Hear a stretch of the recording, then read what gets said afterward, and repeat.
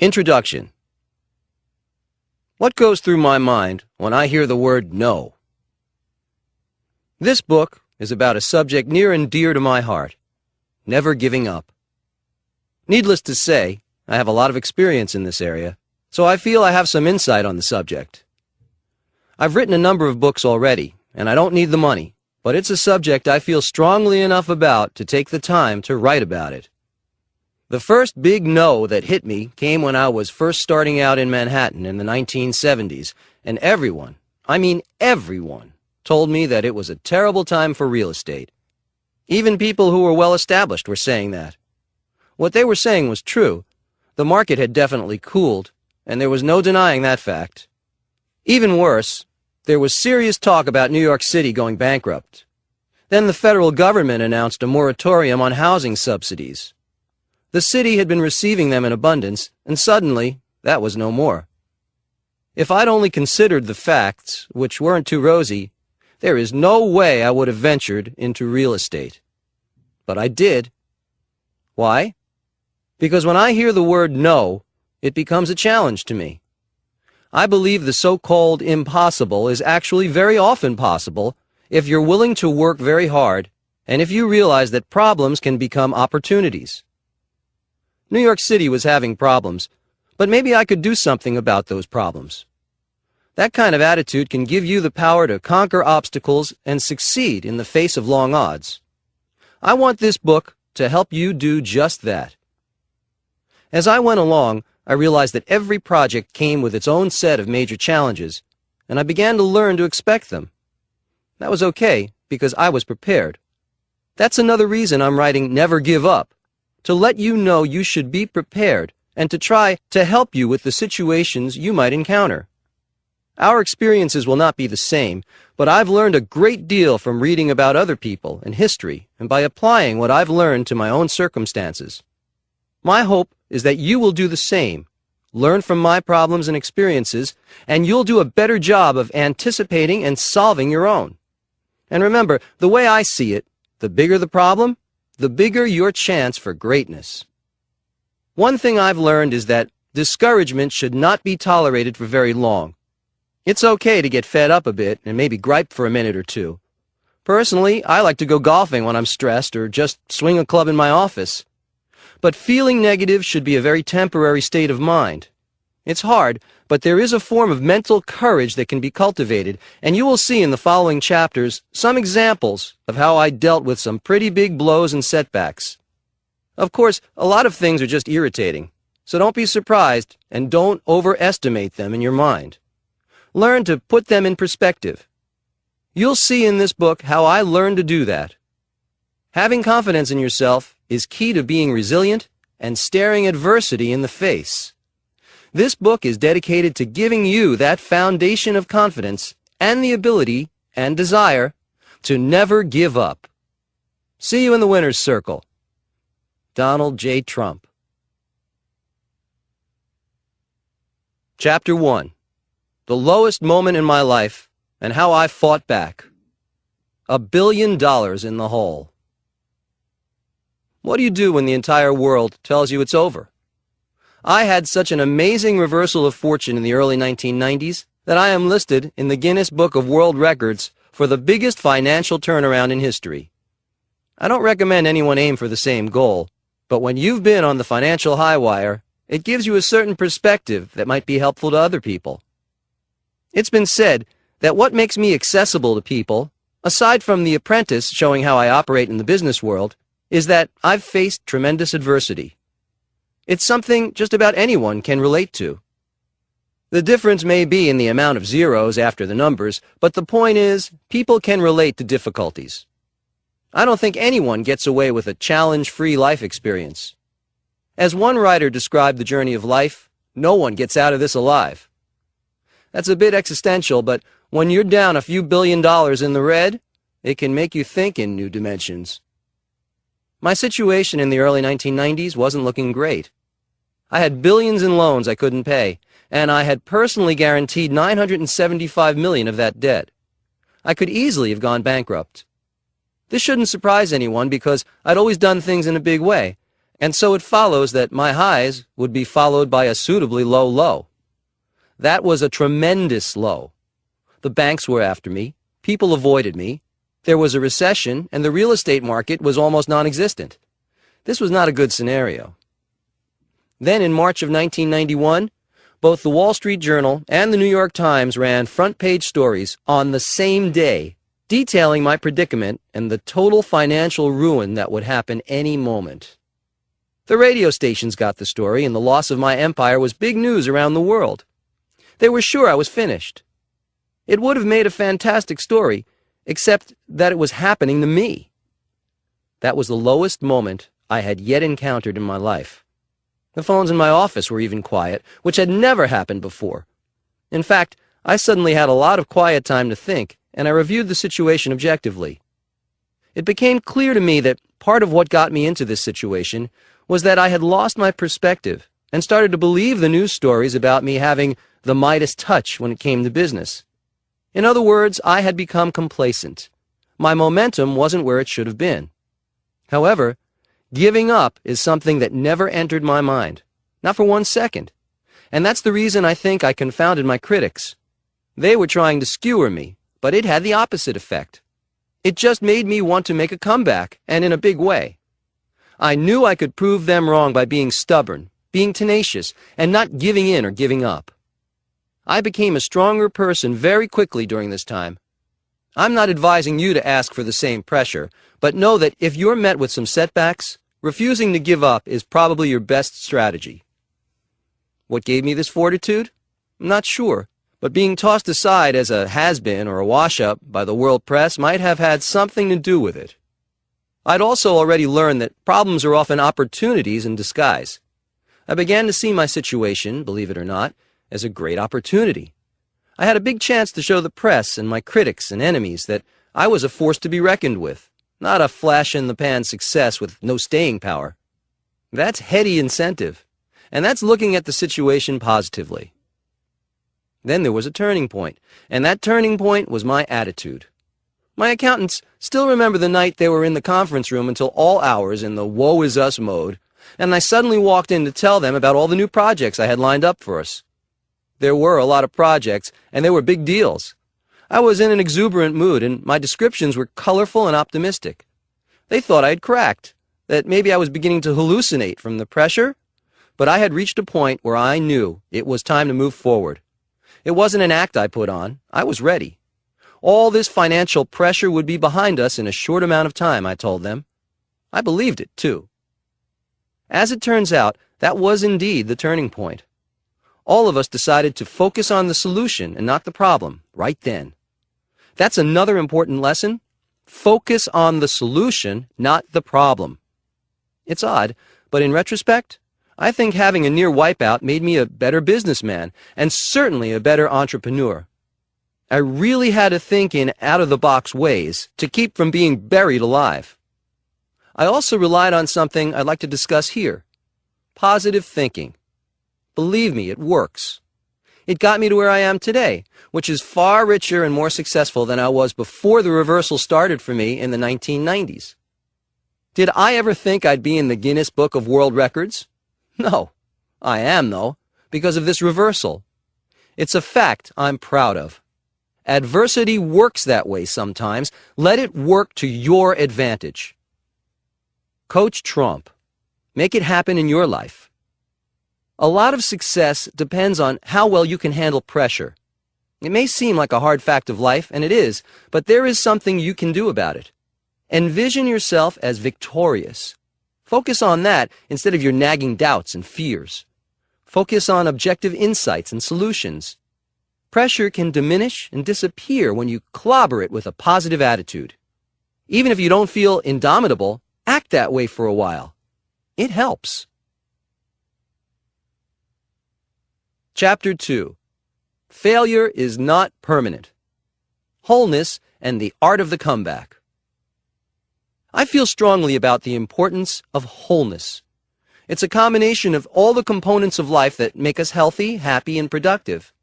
To my mind, the opposite of wholeness is failure. If it happens, and sometimes it does, the best remedy is to move forward, to realize that failure is not permanent, and to immediately focus in the right direction. Ultimately, a solution will show up. I don't mean to sound like a faith healer, but there is something profound and yet simple about viewing failure as a lack of wholeness. I will also add it's effective.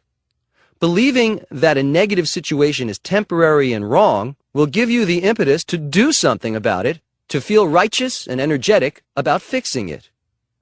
Being unhappy and unproductive is simply not part of my game plan, and it shouldn't be part of yours either. See a situation as unacceptable, as taking you away from wholeness, and you will be motivated to get out of it as quickly as possible. When I had a financial setback in the early 1990s, I saw it more as an aberration from the norm than as a final sentence. I knew what it was like to be whole, and all I had to do was get back to that place. I felt that a comeback was what was expected of me, and I expected it of myself. All I had to do was take the next step and get my momentum going again, which is what I did. It didn't happen overnight, but eventually things started to sort themselves out. I've seen some people get completely swallowed up by failures. The worst thing you can do to yourself is to believe that bad luck is your due. It isn't. It's not just intelligence or luck that gets us places, it's tenacity in the face of adversity. Some people see problems as bad luck, but I don't. Problems are part of life, and a big part of business. The bigger your business, the bigger your life, the bigger your problems are likely to be. Being prepared for that will save you a lot of emotional turmoil, unnecessary deliberating, and even illness. I've known people who have come back not just from adversity, but from tragedy. There's adversity, and then there's tragedy. Thinking about both is a good way to get an objective view of what you may think your problems are. Your situation may be tough, but you can bet others have had far worse things to deal with. One way to pave your way for a comeback, or for a first victory, is to read about people who have been courageous against long odds. My guess is they felt they had an obligation to succeed, and in some cases, an obligation to survive. That's how I feel. I had the privilege of a great family and a great education, and I am serious about honoring those privileges, which means expecting the best from myself. You can have the same attitude, no matter what your situation or background. When failure comes your way, you must believe that you matter, that you can overcome it, and most importantly, that success is what is expected of you. You'd be surprised at what you can accomplish when that's your attitude. It's not just survival, it's not just success, it is your obligation. A sense of duty toward wholeness will go a long way toward your personal and professional success. What I learned at the time of my worst financial problems is that I was resilient, and that I had this indomitable sense of success that couldn't be taken from me no matter what the newspapers said. That brings me to another level of thought, which is faith. Faith is a bit like wisdom. People can help you along the way with it, but above all, you have to develop it yourself. Faith in yourself can prove to be a very powerful force. Work on it daily. Sometimes, when you're fighting a lonely battle, keeping yourself company with positive reinforcement and faith in yourself can be the invisible power that separates the winners from the losers. Losers give up. In summary, strive for wholeness. Believe in yourself. Keep your momentum at full throttle, and be strong and tough in your resilience. Don't expect anything less than that from yourself, and I can assure you that success will become a permanent situation for you, even when your external circumstances may not show it. Never give up. Chapter 3. The Apprentice was supposed to be a big mistake. Get the best advice you can, then trust your gut. When reality shows hit the scene a few years back, I found the premise interesting, but I definitely wasn't interested in doing one. Even when I had been approached multiple times to do a show, I found the ideas boring and stupid. To have cameras following me around to watch me brush my teeth, comb my hair, conduct meetings, and eat lunch at my desk seemed like an unnecessary interference. I turned them all down without a second thought. Then a couple of years later, I was asked by Les Moonves, the head of CBS Entertainment, for permission to film the live finale of Survivor at Wollman Rink in Central Park. After I renovated Wollman Rink, I took control through a long-term lease. I thought it sounded like an interesting idea, so I said yes. When I arrived to see the skating rink transformed into a jungle, I have to admit I was surprised. Then suddenly, a young man appeared and introduced himself to me. It was Mark Burnett, and I told him I knew who he was, so the introductions weren't necessary. Mark quickly went on to ask me for a meeting to discuss a new idea he had. I said, fine. About a week later, he came to my office, and after some preliminary chat, told me he had an idea for a new jungle reality show, only the jungle would be the canyons of New York City and the world of big business. There would be a 13-week job interview, and the winner would become my apprentice in real life. They would get a job at the Trump Organization. There would also be an educational subtext, which appealed to me immediately. A reality show with some substance could be a new concept for everyone. I told Mark I was interested. Then what we had to do was pitch the project to the top networks. Everyone wanted it, and they too loved the concept. We went with NBC, who also broadcasts my Miss Universe, Miss USA, and Miss Teen USA pageants. We already had a strong relationship, so that was a done deal. Now for some of the challenges. First, not one single person except Mark Burnett and NBC was enthusiastic about The Apprentice and my participation in it. All my advisors thought it was a risk, that it would bomb, that my credibility as a businessman would be jeopardized, that my focus would be lost, and that I was making a huge and ultimately very public mistake. When I look back, it's pretty amazing how dead set against it they were. The biggest mistake you'll ever make was a common phrase I heard. I didn't feel a lot of support. I reviewed their considerations and thought, I hope they're not right because I already told Mark Burnett I was going to do it. My gut instinct told me it was the right thing to do without consulting anybody. The next problem was that Mark Burnett told me that the most time they would need from me each week to film the show was 3 hours. 3 hours for a primetime show. Amazingly, I believed him. When it turned into more like 30 hours, I had some concerns. Namely, I was running a huge organization and already worked about 12 hours a day. How would I handle this? For once, I thought I'd probably overextended myself big time. What I decided to do was to take it week by week, realizing it would probably need more time initially and that I could live with that for a short time. What happened is that it gradually did become part of my daily routine, but my days were definitely longer. I adjusted, everyone adjusted, and it gave me a new form of energy as well. If you are faced with a situation that is demanding of your time, give it a chance to settle in. You'll be surprised at how much you can actually do each day. The low point. The week before The Apprentice aired for the first time, in January 2004, I remember wondering if that would be the last week of my well-respected life.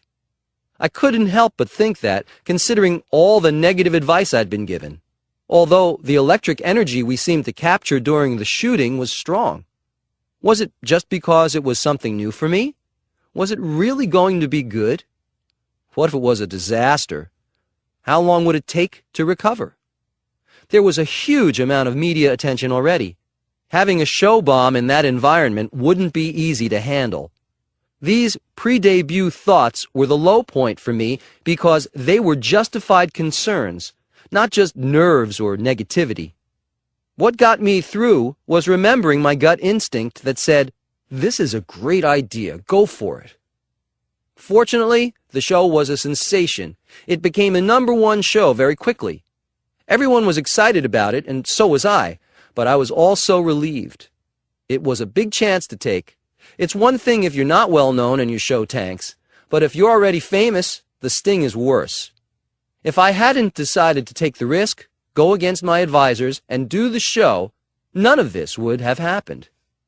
One side effect is that my brand became far better known around the whole world, and there was an amazing media interest in everything I did.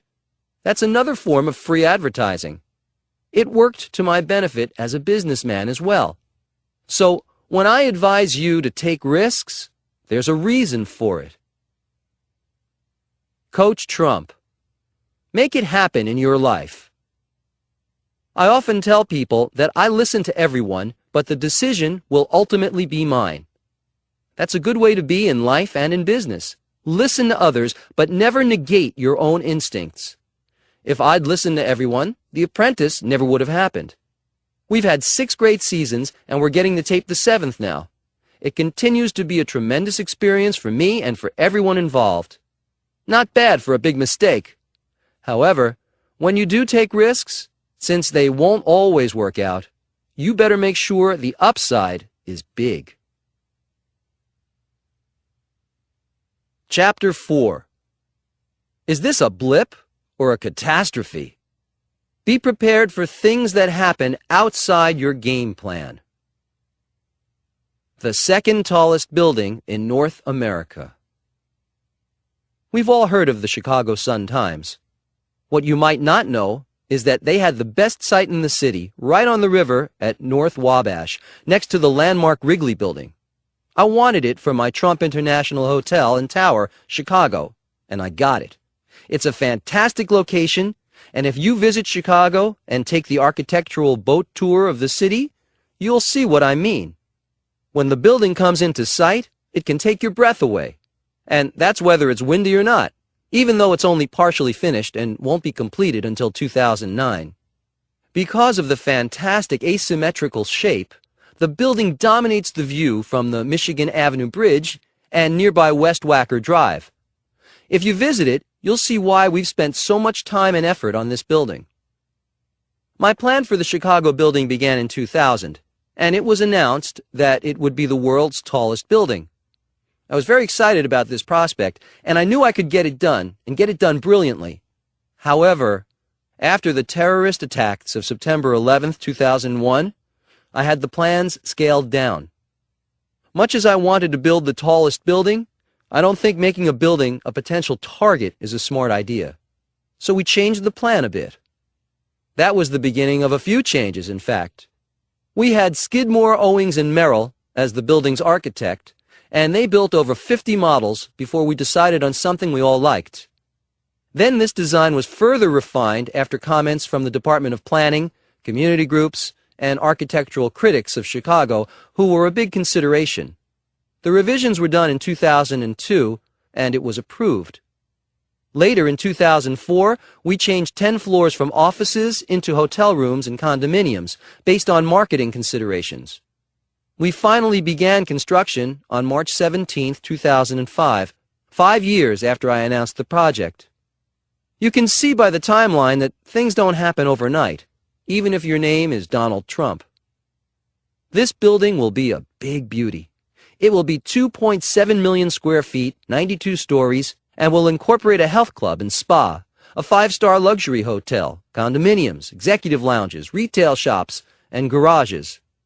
The penthouses will occupy the 3 top floors. It will be the tallest concrete structure and the second tallest building in North America after the Sears Tower. The hotel is slated to open in December 2007, with the entire building to be finished by the spring of 2009. The cost will be around $800 million. This is a huge project.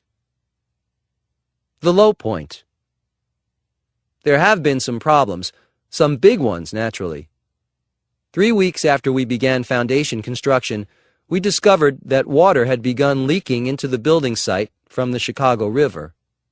Since the foundation was being laid below the level of the river, it was always a possibility that the old river bulkhead that was already in place wouldn't hold. However, that wasn't the problem. Water was coming in through a corner where the bulkhead and the Wabash Avenue Bridge met. This could be a serious problem, so we dealt with it seriously, and it was taken care of. After a while, it is possible to take problems in stride if you have the right attitude and know what you are doing. Another element of the building that took an odd turn was the structural design. In the original concept, the base and first 14 floors of the building were designed to be a structural steel frame with a reinforced concrete building above. Very late in the design process, as we were bidding the work, we found that there was a huge spike in the world commodity prices for steel due to industrial growth in China absorbing so much of the world's supply. We went back to the drawing board and redesigned the building as all concrete, saving several $1,000,000 in the process and simplifying the construction logistics. We also had to consider that the rock caissons, supports for the tower, which are sunk into the bedrock, make a lot of noise during construction, and we hoped that our Chicago neighbors could put up with 241 of them being pounded into the bedrock. About a fourth of the supports had to go down 110 feet into the limestone, so you can see that this alone was a tremendous project. We got it done and didn't make too many enemies in the process. Because each of the columns carries 14 million pounds, the support system has to be carefully and meticulously thought out and implemented. We had another problem much earlier in the game when we lost our partner, Conrad Black and the Chicago Sun-Times, to a corporate scandal and indictment, and I hope he hangs tough. He's been through a lot. We made a deal to buy out their interest in the project. More recently, we lost our architect at Skidmore, Owings & Merrill when he resigned from the company. These can be big losses, but you know what? We just dealt with them and kept moving forward. We are prepared for problems along the way, and like good soldiers, we just keep on going. As the general, I have to admit and take responsibility for the fact that things work out as they will, no matter how prepared you are, but we still do our best to plan and focus, then have the resiliency to immediately regroup from setbacks. Our plans and our resolve were strong enough to continue our work without giving in to any interruptions. There are bright sides to things, too. For example, we saved over $1 million by reusing the Old River bulkhead from the Sun-Times building. We were pleasantly surprised to discover that we had less site cleanup because the newspaper had switched to soy-based ink from petroleum-based ink back in the 1970s, so there was much less ground pollution than we had expected. Sometimes, when you start thinking about all the problems you've got, it's a good idea to focus a little on some of the positives in the situation. Coach Trump. Make it happen in your life. When things happen that might be outside the outline of your game plan, ask yourself, is this a blip or is it a catastrophe? We had some blips along the way with our Chicago building, and we'll probably have a couple more, but it's still been a fantastic development and experience. Will you have problems when you tackle something big? Yes. Will you let them derail you? You absolutely should not. Let your passion for your work carry you through all the setbacks they can throw at you. Be it wind, water, resignations, scandals, whatever, you can prevail. Your insurance for overcoming these perils is free. It's called never giving up. After a while, it is possible to take problems in stride if you have the right attitude and know what you are doing. Have the resilience to immediately regroup and change course if you need to after you hit a setback. Chapter 5. I love a good fight. The Trump Soho Hotel Condominium. Soho has been a chic neighborhood for some years now, and I waited a long time to enter it as a developer.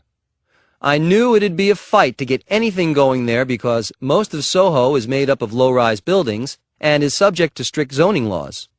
I doubt if any of you would think of or refer to Soho as a manufacturing center, but for historical reasons, that's how much of it is zoned.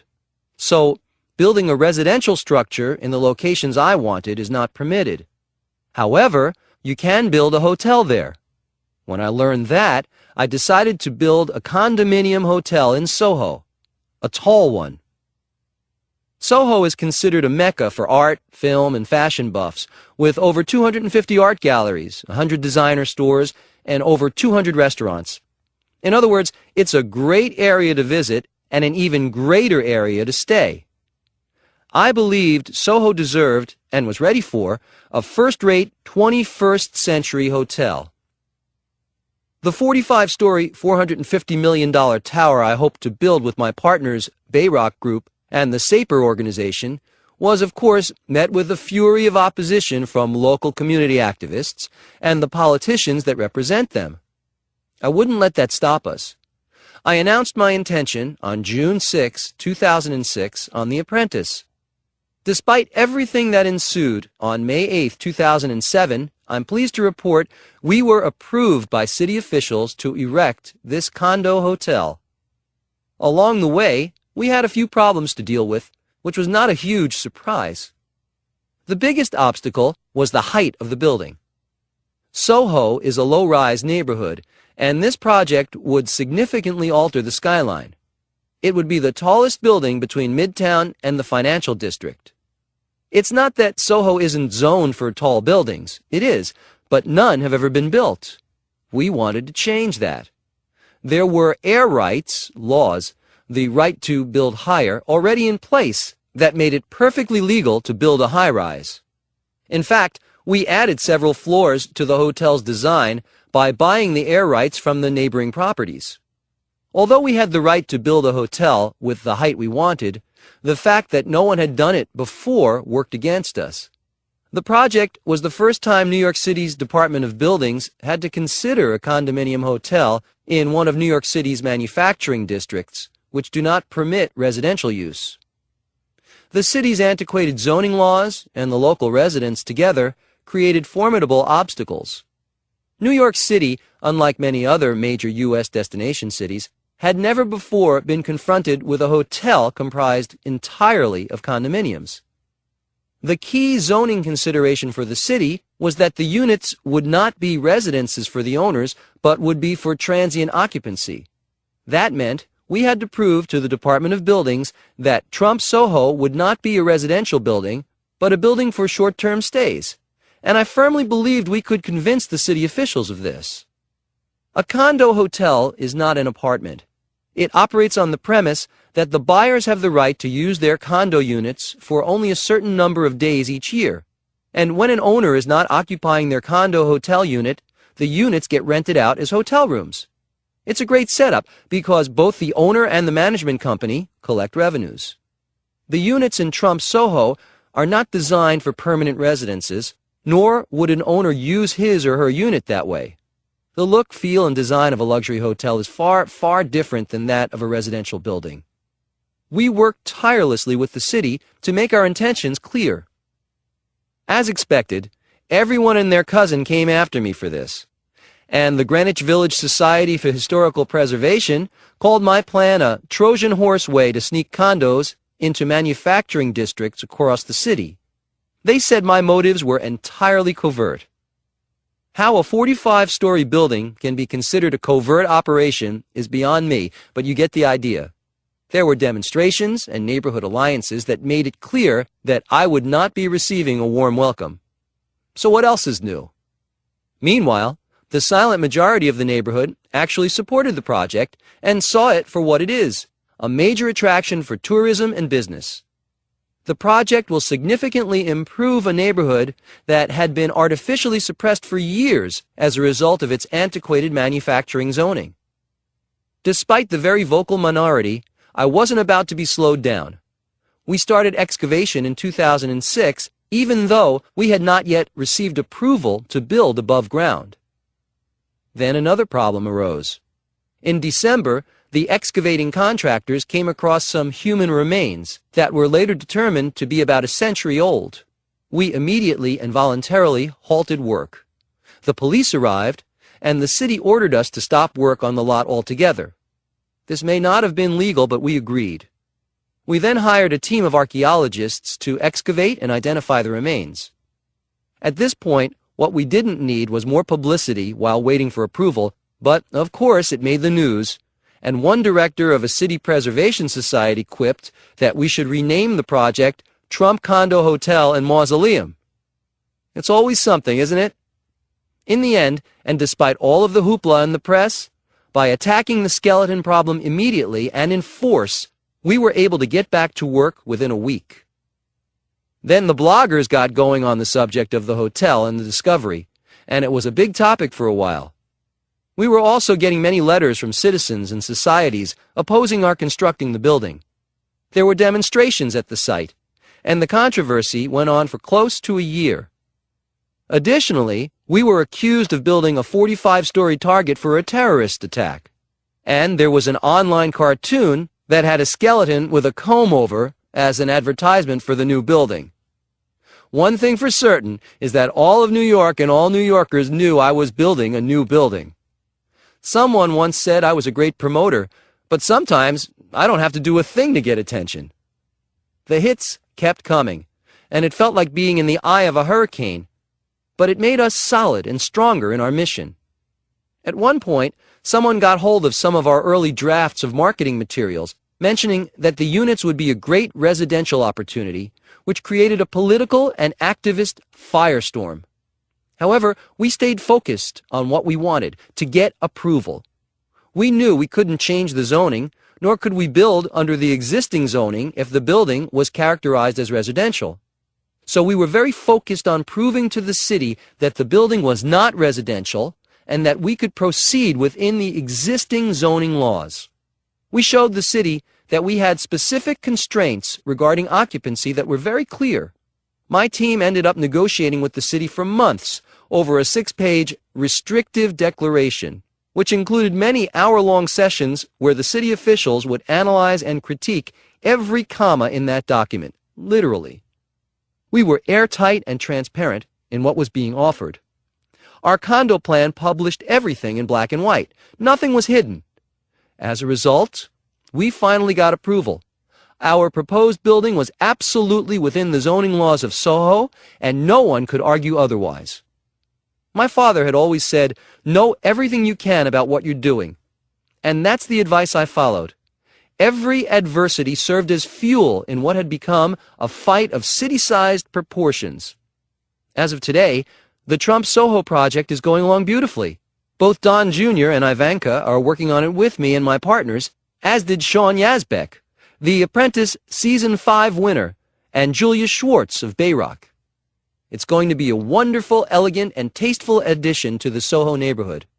There will be 25,000 square feet of commercial space that will include a top-notch restaurant, a 7,500 square foot spa, and a 12,000 square foot conference center. And there will be 360-degree views from the 12th floor up. We'll have a stunning year-round pool with full-service private cabanas, a private library, a cafe, bar, and restaurant, and I can guarantee you that my Soho neighbors are going to love it. Eventually. It will enhance their property value, for one thing, because it's going to be a beauty.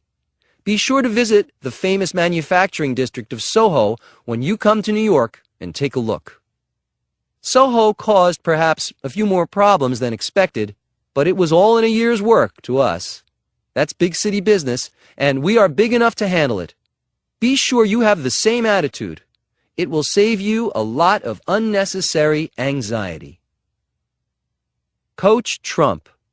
Make it happen in your life. Adversity is a fact of life. Chances are that you will never wake up to an adversity-free day. Accept this as a challenge rather than a disappointment. Be bigger than the problems. Be ready to fight for your rights, and all will be well. Chapter 6. Remembering September 11th, 2001. If you never give up, you'll be able to give back. I was watching the morning news on television in my apartment on September 11th, 2001, when I first saw what had happened. The rest I could see from my window. I had predicted an attack in my book, The America We Deserve, which was published in 2000. But that doesn't mean I wasn't affected by what happened that day. It was an act of depravity and spiritual destitution.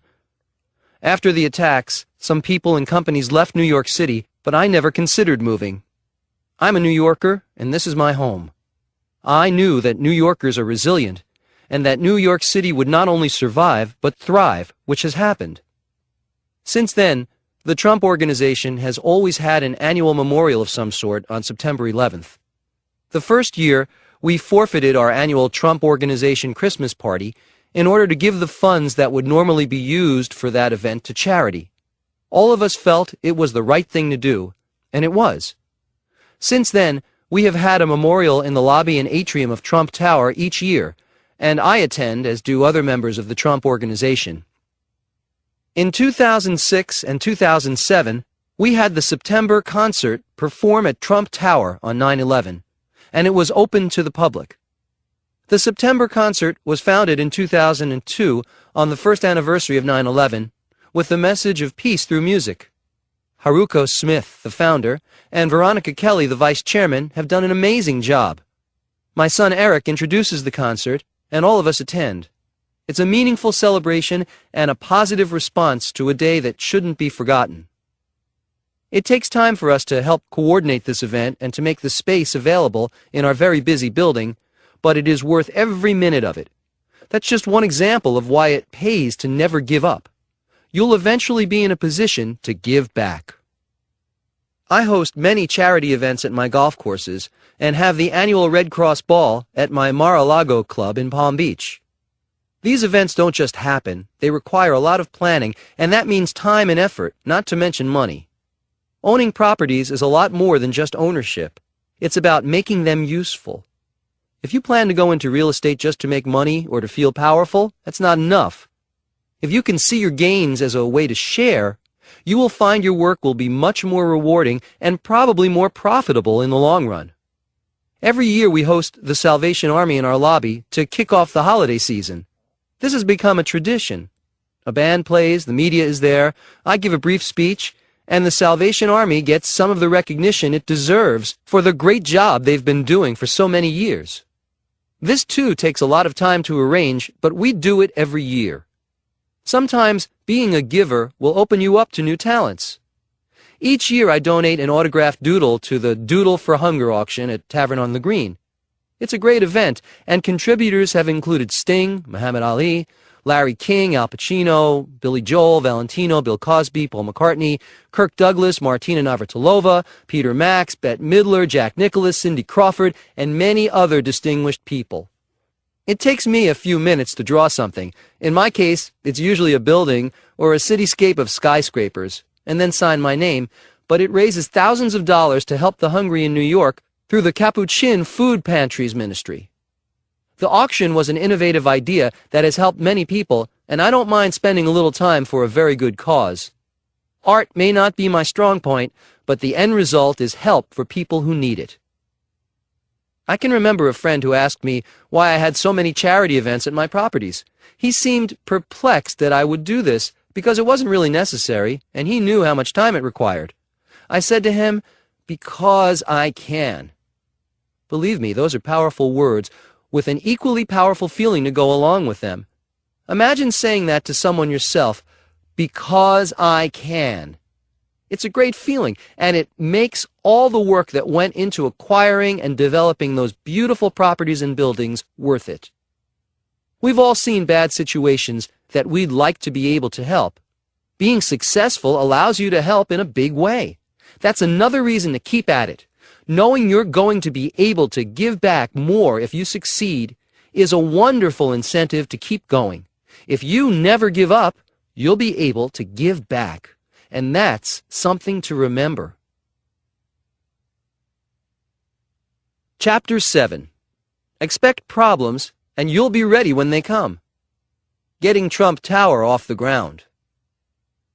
Trump Tower was my first huge success, and I will always love this building.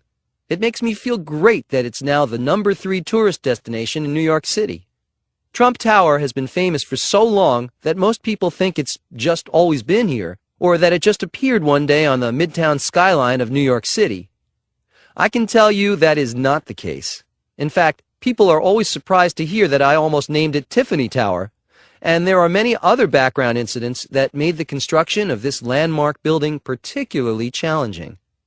If you think putting up this tower was a magical occurrence, even for a developer like me, you've got some interesting listening ahead of you, especially if you enjoy labyrinth stories.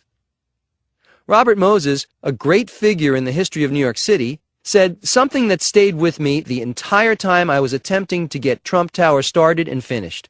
You can't make an omelet without breaking eggs. Sometimes I felt like changing it to say, you can't build a skyscraper without breaking a few heads. Nothing was easy from day one. To begin the saga, it took me almost 3 years to even get a response from the man who controlled the land I wanted to buy. I made calls and wrote letter after letter. I learned a lot about persistence, but I also learned that if you are passionate about something, receiving zero encouragement still won't discourage you. I just plain wouldn't give up.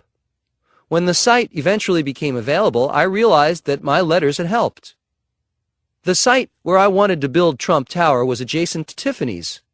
Further down the line, I needed to convince Tiffany's to let me buy their air rights, their right to build a tall skyscraper on top of their store for $5 million. That would prevent anyone from being able to rip down the Tiffany's building and put up a tower that would block my views.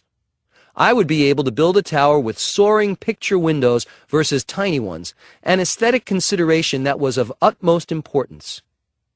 In order to get the zoning variance I needed from the city of New York, I had to know whether I'd have the air rights. The man in charge of this told me he liked my idea and my price, but that he was going on vacation for a month and would get back to me. In a month's time, I would have done a lot of zoning work as well as architectural work, and if I wasn't sure of getting the air rights, I would be wasting a lot of time and work. Fortunately for me, I was dealing with a real gentleman, Walter Hoving, and he told me that his word was good, period. In fact, he seemed insulted that I would question his decision and his word. Once in a while, but not often, you run into someone as honorable as that. Now that I had Tiffany's air rights, I needed one more parcel, which was a tiny site along 57th Street adjacent to Tiffany's. This was required by another New York City zoning regulation. You have to have a minimum of 30 feet of open space, like a rear yard, behind any building. Without this piece of property, I would have had to cut the rear yard out of the building we'd already designed.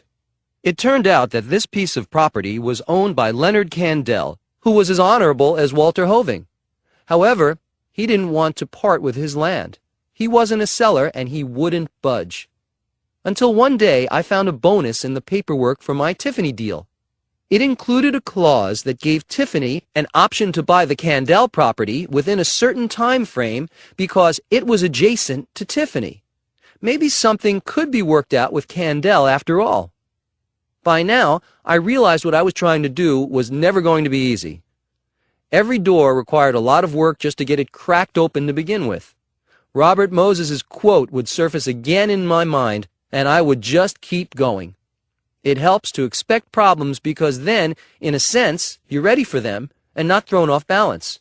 It's good to remind yourself of that, daily if necessary.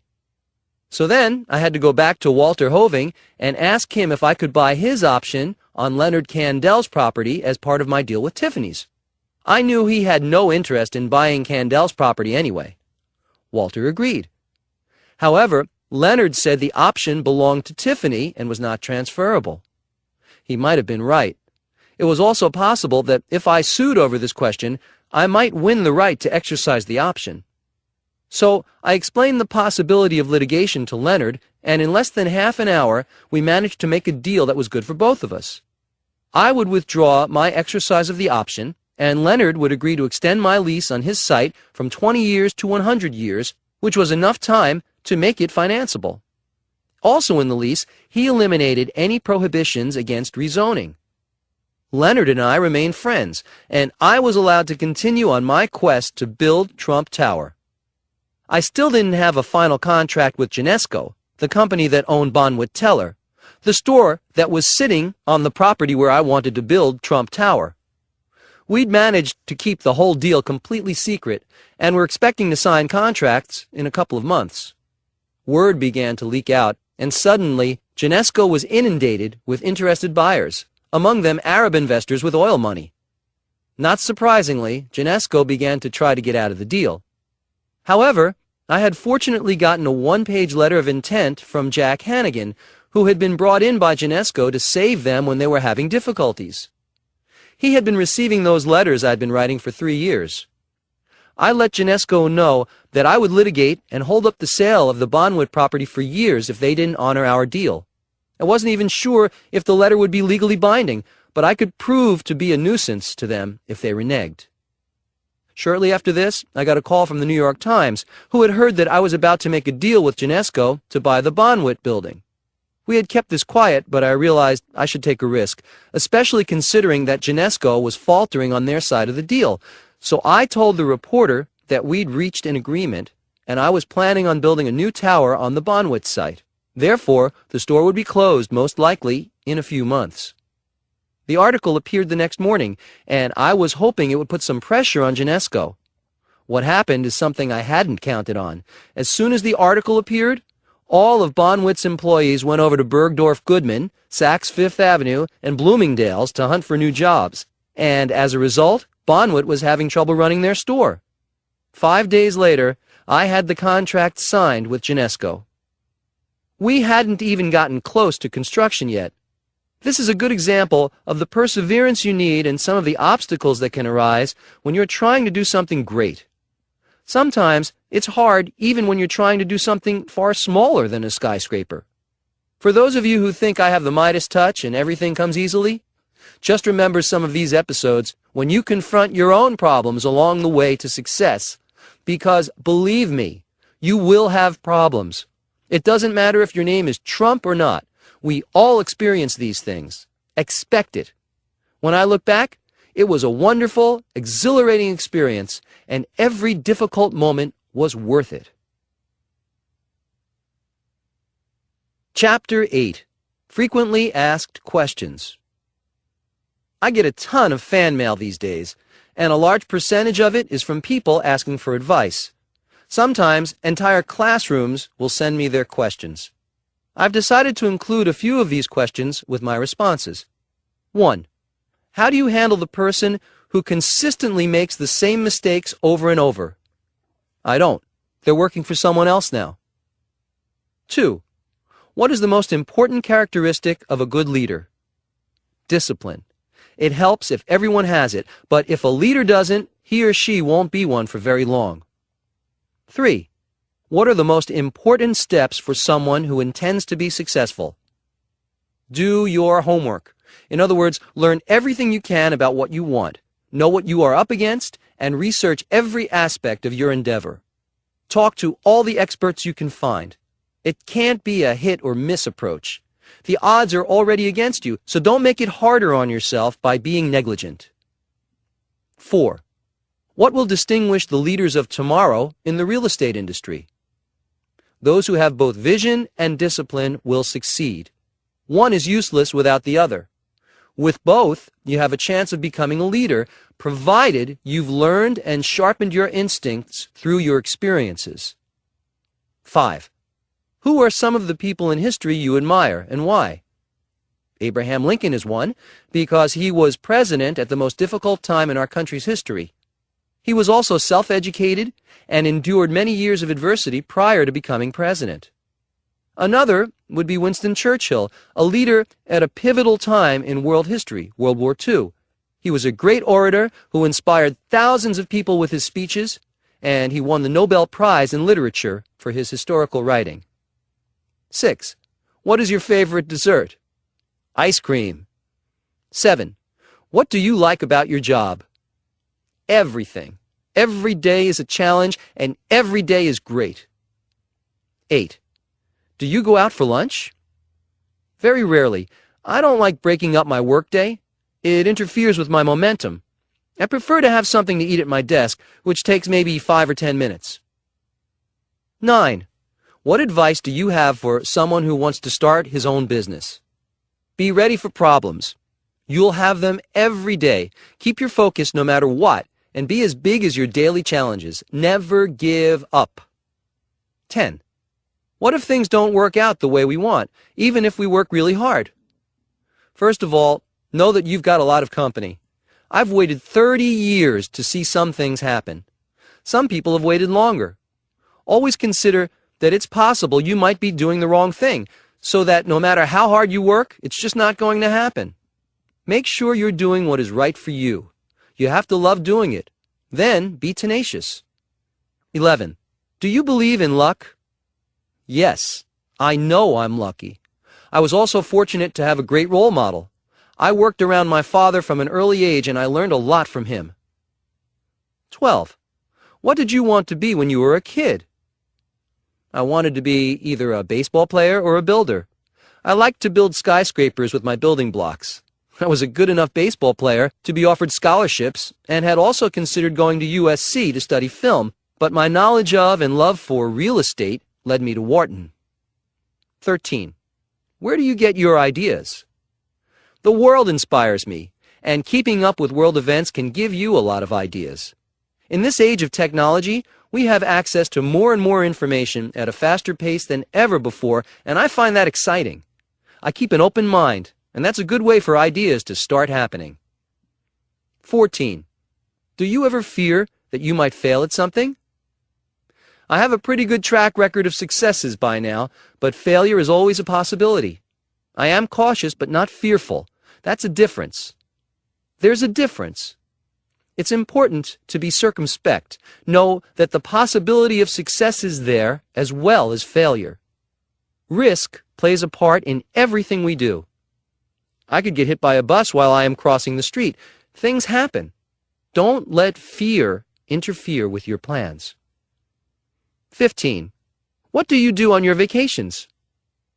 I don't take vacations in the sense of planning a trip somewhere and then going there to rest. I find my work energizing and never feel a need to get away from it. Since I own golf courses and love to golf, I can have a great time golfing while inspecting the course. In the winter, I go down to my Mar-a-Lago club in Palm Beach on the weekends so I can golf year-round. I take weekends more than vacations, which works for me. 16. We like your show, The Apprentice. We were wondering if you like firing people. I don't like firing anyone. Sometimes it's necessary, but I'd rather keep people around me for a long time. I have employees who have been with me for over 30 years. The best working environment is when everyone has the same work ethic and focus and does their best. That's the case with most of my employees, but not always, and if not, then a change has to be made.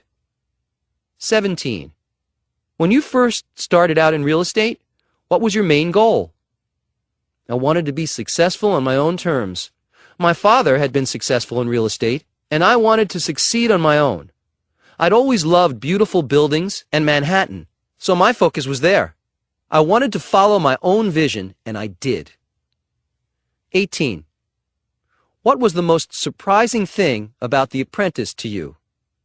My image changed. I became very popular after I started firing people every week. 19.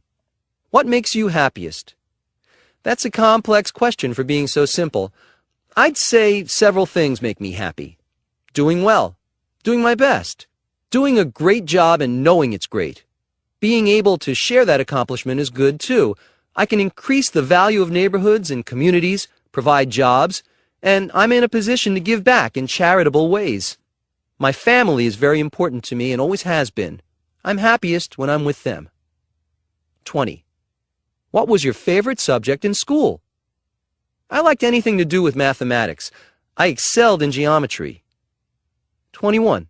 What is your favorite movie? Citizen Kane. 22. What time do you get up in the morning? 5 a.m. 23. What's the best thing about being rich? Being able to give back is a great feeling. 24. What's the best piece of advice you can give me? Never give up. You can accomplish more things with that attitude than anything else I can tell you.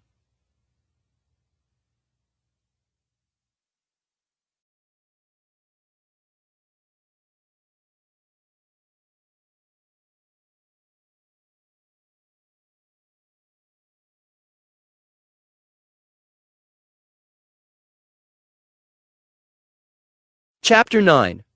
When the other side expects a duel, offer a partnership. Trump International Golf Links, Scotland. I have always been interested in building a golf course in Scotland for two very good reasons, aside from the spectacular beauty of that country. My mother was born there, and Scotland is the birthplace of golf. Golf has been an important part of my life, and needless to say, so was my mother. I spent 5 years reviewing sites, and I turned down over 200 possibilities for development throughout Europe. I was waiting patiently for the right place when I saw the lynx land at Many Estate, which is in northeast Scotland's Grampian region. I knew it was the right place.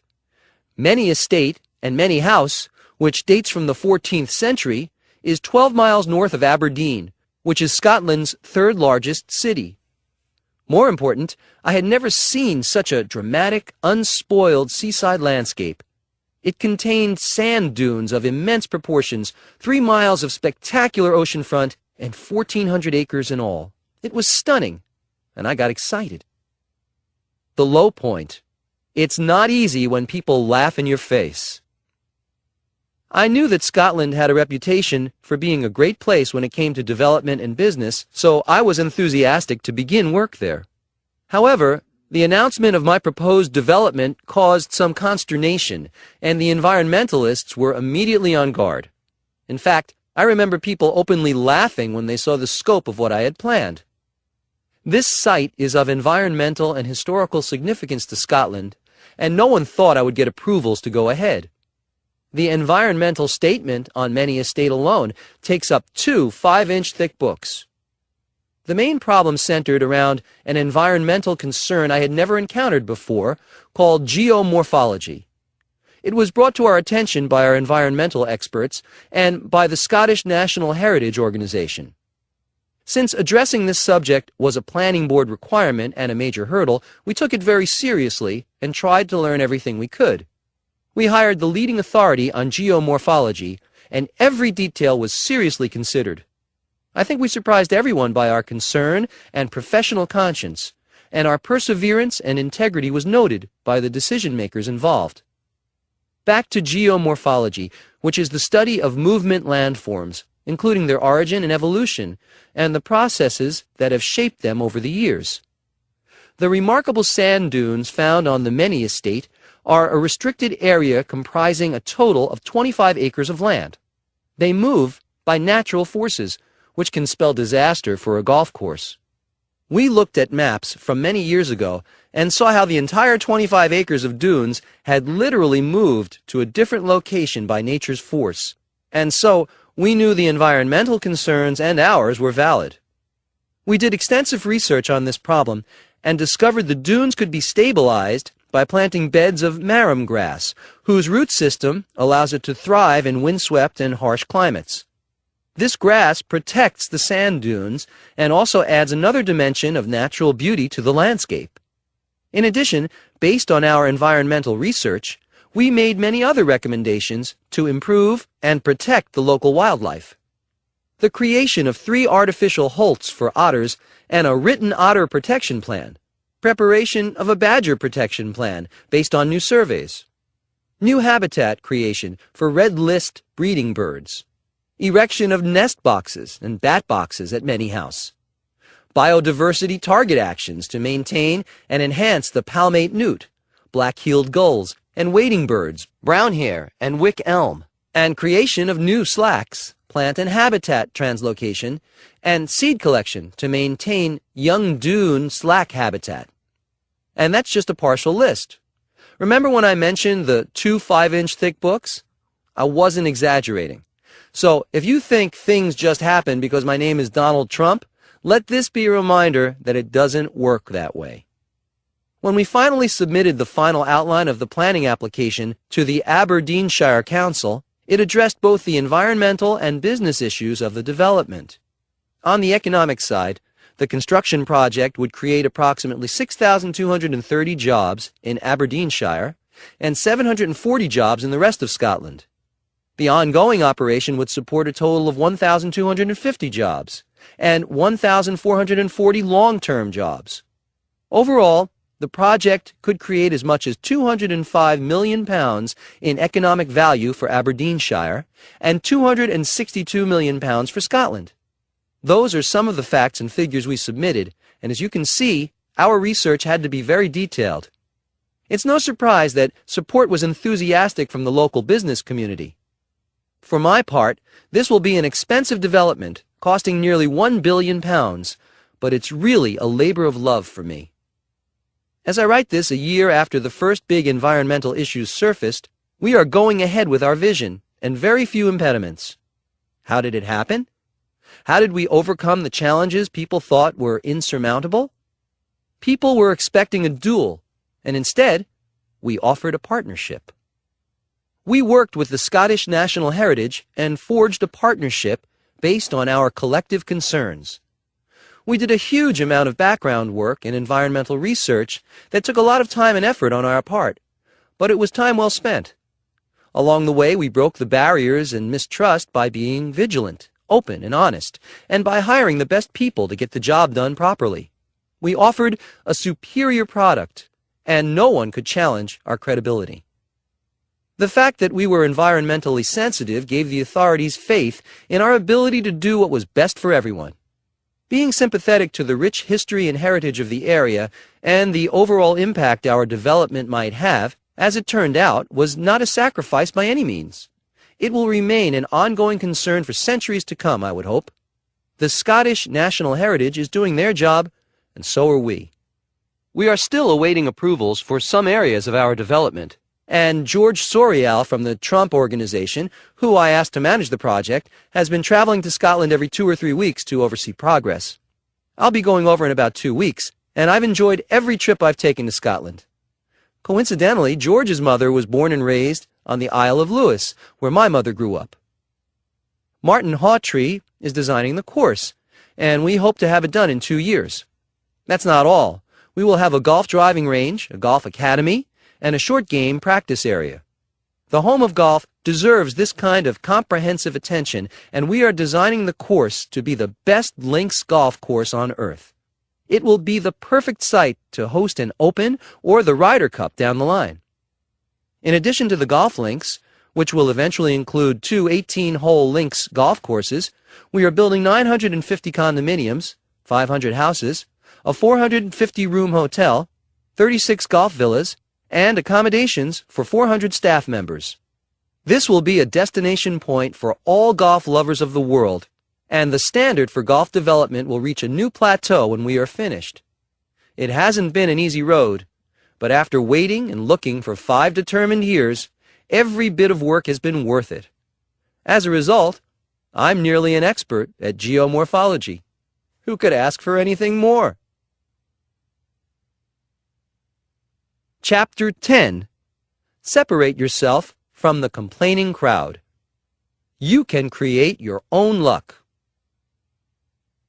You may have heard the saying, luck is when opportunity meets preparedness. Well, I agree.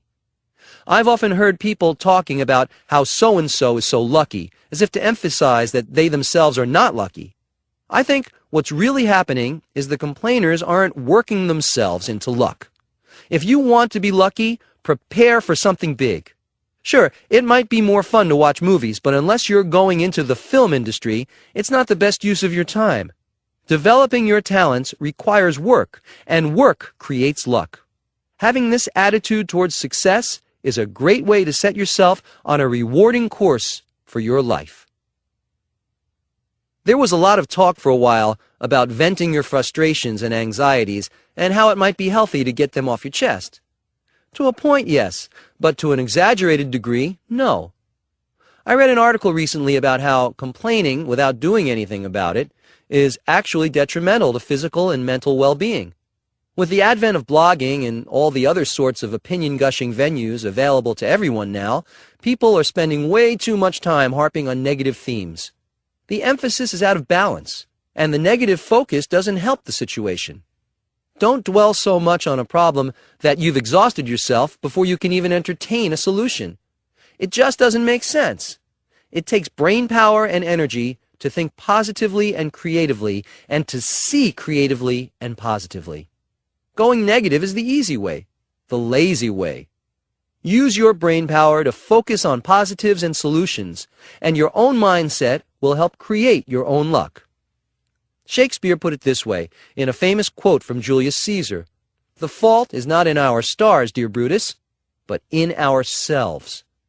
That's a clear message. We are responsible for ourselves. We are responsible for our own luck. What an empowering thought.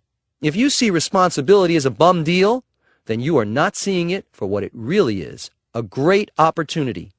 Let's say you're facing some big challenge today. I can tell you right now, you've got a lot of company. What will separate you from the complaining crowd will be how you choose to look at your situation. If you believe you are in control of it, and you are, you will know exactly who to look for when you need help. Yourself. You could be your greatest discovery yet for success, luck, power, and happiness. When I encountered enormous financial challenges back in the 1990s, I was mature enough to assume responsibility and know that the problem was mine. I knew it wouldn't do any good to blame other people. That would be a waste of time, and that's one kind of loss I don't like. Time is something that cannot be replaced. If you find yourself slipping into the blaming others mode, get out of it quickly. Give luck the chance it needs to play itself out in your life. No one can do it for you. As soon as you discover that luck is yours to create, you'll be thinking and seeing things in a whole new way. So work hard, have fun, and good luck. Chapter 11. Sometimes you have to swallow your pride. Trump International Hotel and Tower, New York. We've all heard of beauty makeovers. Sometimes the results are amazing. I like to do the same thing with buildings. Sometimes it requires more innovation to improve things in a big way than to build something new. The challenges can be more complex, which is why a lot of developers are quick to tear down existing structures and start over with a site. I have a few good examples of buildings and businesses that were worth salvaging, and they have turned out to be resounding successes. The first thing to keep in mind is that you have to be resolved not to give up in the face of more problems than you might normally encounter. Trump International Hotel and Tower is located at 1 Central Park West. Fantastic location with unobstructed views of the park. It has been rated the #1 hotel in Travel and Leisure and the New York Post. What a lot of people don't know is that it was formerly the Gulf and Western Paramount building. It was owned by General Electric, which had Jack Welch, John Myers, and Dale Frey at the helm, and it was an office building. It really stands out because it's one of the few tall towers on the west side. It went up in the early 1960s, just before zoning laws were passed that would prohibit such a tall building at that location.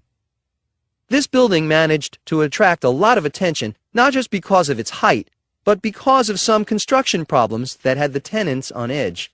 For one thing, it swayed in the wind and would flex at the top with winds of only 15 miles per hour.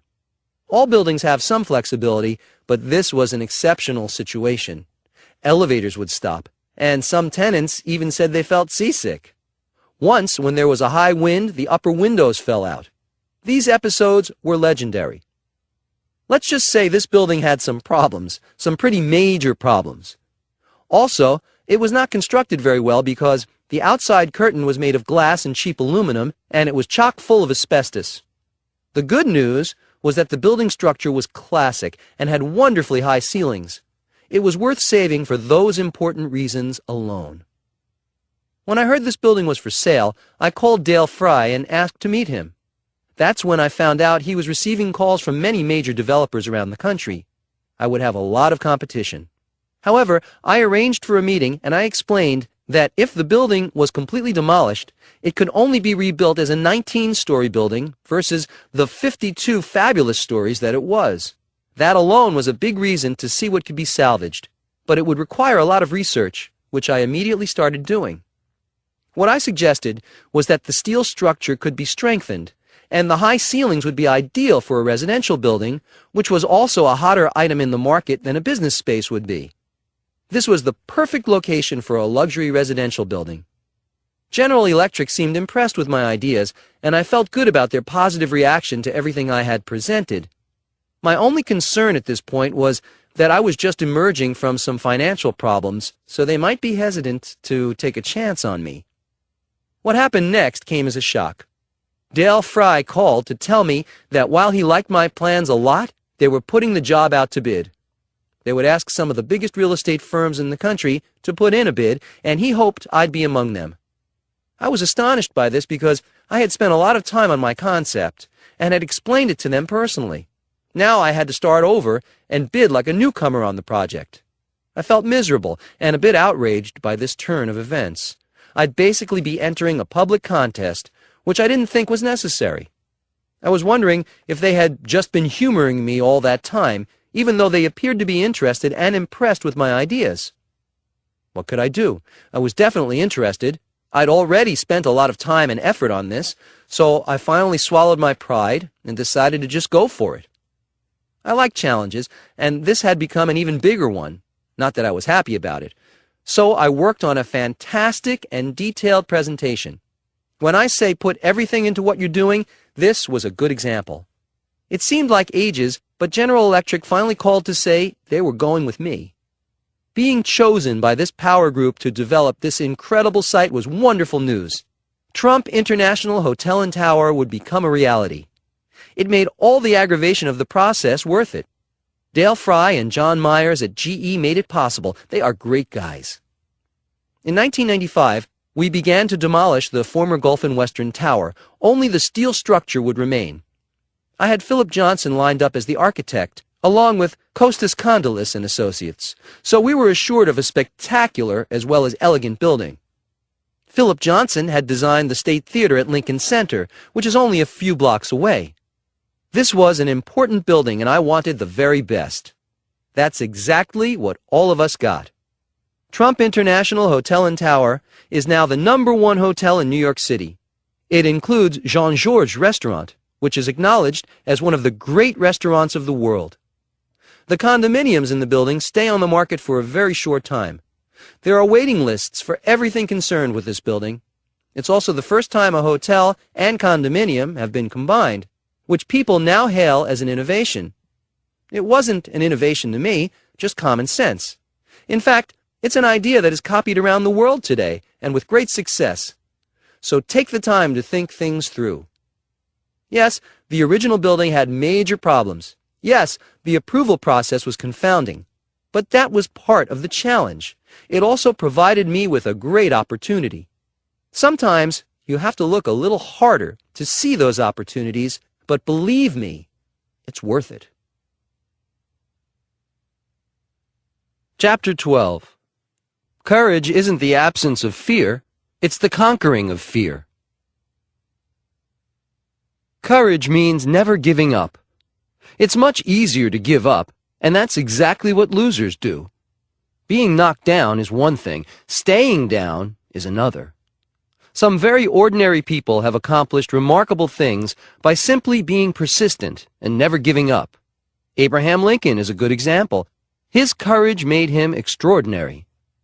On The Apprentice, the candidates must first go through a grueling audition process. There have been millions of applicants, and only a few people are chosen. Those aren't terrific odds. That's why I firmly believe that there are no losers on that show. The people who try out for the program show great courage to begin with. They are all winners. Being fired in front of millions of people isn't easy, but that's part of the deal, and they persist anyway. Most of them say the experience was worth everything they put into it, whether they won or not. Hemingway wrote the now familiar phrase, "Courage is grace under pressure." Think about it. Some days we are faced with challenges that we'd rather not have to deal with, but we get up and deal with them anyway. That's courage. It requires a certain poise. Maybe it's not heroic. Maybe every day isn't going to bring a calamitous situation, but it's an example of bravery that we can all understand. Self-confidence is a component of courage that we all need. Sometimes we need a push in the right direction. I worked with a young executive who had never done any public speaking, so he decided he wasn't any good at it. He told me so, and I thought to myself, he hasn't even tried public speaking, and he tells me he's no good at it. I had a feeling he'd be good at it. A few months later, when I realized I wouldn't be able to make a dinner engagement that included a short speech, I told him he'd have to step in for me. He told me, "I don't do public speaking." I said to him, "You do now." End of conversation. Do you know what? He's become an accomplished speaker. Courage isn't the absence of fear, it's the conquering of fear. The phenomenon of stage fright is a good example. I read an article recently about how common stage fright is, even among professional actors. There are a lot of very accomplished and famous performers who deal with it regularly, sometimes for decades. They don't let their fear get in the way of their passion.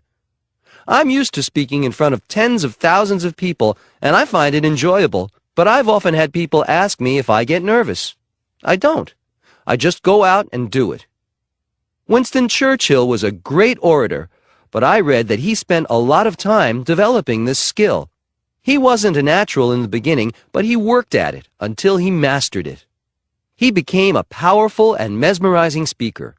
One of his most famous speeches during World War II included these words: "Never, never, never, never, never, in nothing great or small, large or petty, never give in, except to convictions of honor and good sense. Never yield to force. Never yield to the apparently overwhelming might of the enemy." Churchill and his people were in danger of being bombed out and overrun by the German military when he said that. You might not be experiencing the Blitz, but you can still apply those words of courage to your daily life. There are days when I have so many problems come at me at once that it can seem like the Blitz. I don't give in to them, and neither should you, ever. Another important thing about courage is that it will help you think and act in the right way. It will help you focus on the opportunities in front of you instead of on the problems. Problems are often opportunities coming at us in packaging that isn't what we expect or want. This has happened to me more times than I can count, so when I say I welcome problems, there's a reason for it. Keep your mind flexible and open to creative solutions to your problems. Einstein said, "You can't solve a problem with the same thinking that created the problem." That's a good way to avoid brain cramps as well as find a solution. Back to courage. Remember that fear can be conquered. Know that you are capable of courage and that you are designed to succeed. That's half the battle. Then go full throttle, and the odds will be on your side. Chapter 13. Be passionate. It's the only way to move mountains. Building Trump International Golf Club. When I decided to build my first golf course, I found a good piece of land near my Mar-a-Lago estate in Palm Beach and decided to go all out. I hired Jim Fazio, one of the all-time great golf course designers. When he told me he'd have to move over 3 million cubic yards of dirt to make the relatively flat land into a spectacular course, I didn't blink an eye. I was excited about building my first golf course and ready to move mountains if necessary. I did, however, wonder what I'd gotten myself into once again. Shortly after hearing the 3 million number, he told me it would be necessary to bring in over 5,000 trees and about 1,000 royal palms and over 1,000 coconut trees. Then there would need to be about $2 million worth of little plants to make everything look well-groomed. The water feature for one hole, number 17, would cost close to $3 million and take about 9 months to complete. This was going to be an 18-hole course. I almost started to worry. I knew Jim was giving me straight, well-thought-out numbers for his work. His integrity is legend. This is simply how much it costs to get an extraordinary piece of work done, I told myself. The low point. I realized that my original $40 million estimate might be way too low. Is this what happens when a developer who specializes in skyscrapers turns to golf course development? Was I making a huge mistake? Should I have stuck with terrain that I knew more about already? I've always told people to know what they were doing first, to do due diligence to the nth degree, to be cautiously optimistic. I suddenly found myself wondering why I didn't heed my own advice. I was facing a lot of new issues where I wasn't yet an expert. However, I was excited about the fact that we were building something outstanding, and that kept me going. Jim Fazio often says that one of the great things about working with me is that I never asked him if we were spending too much money. Instead, I'd ask, "Do you need anything else?"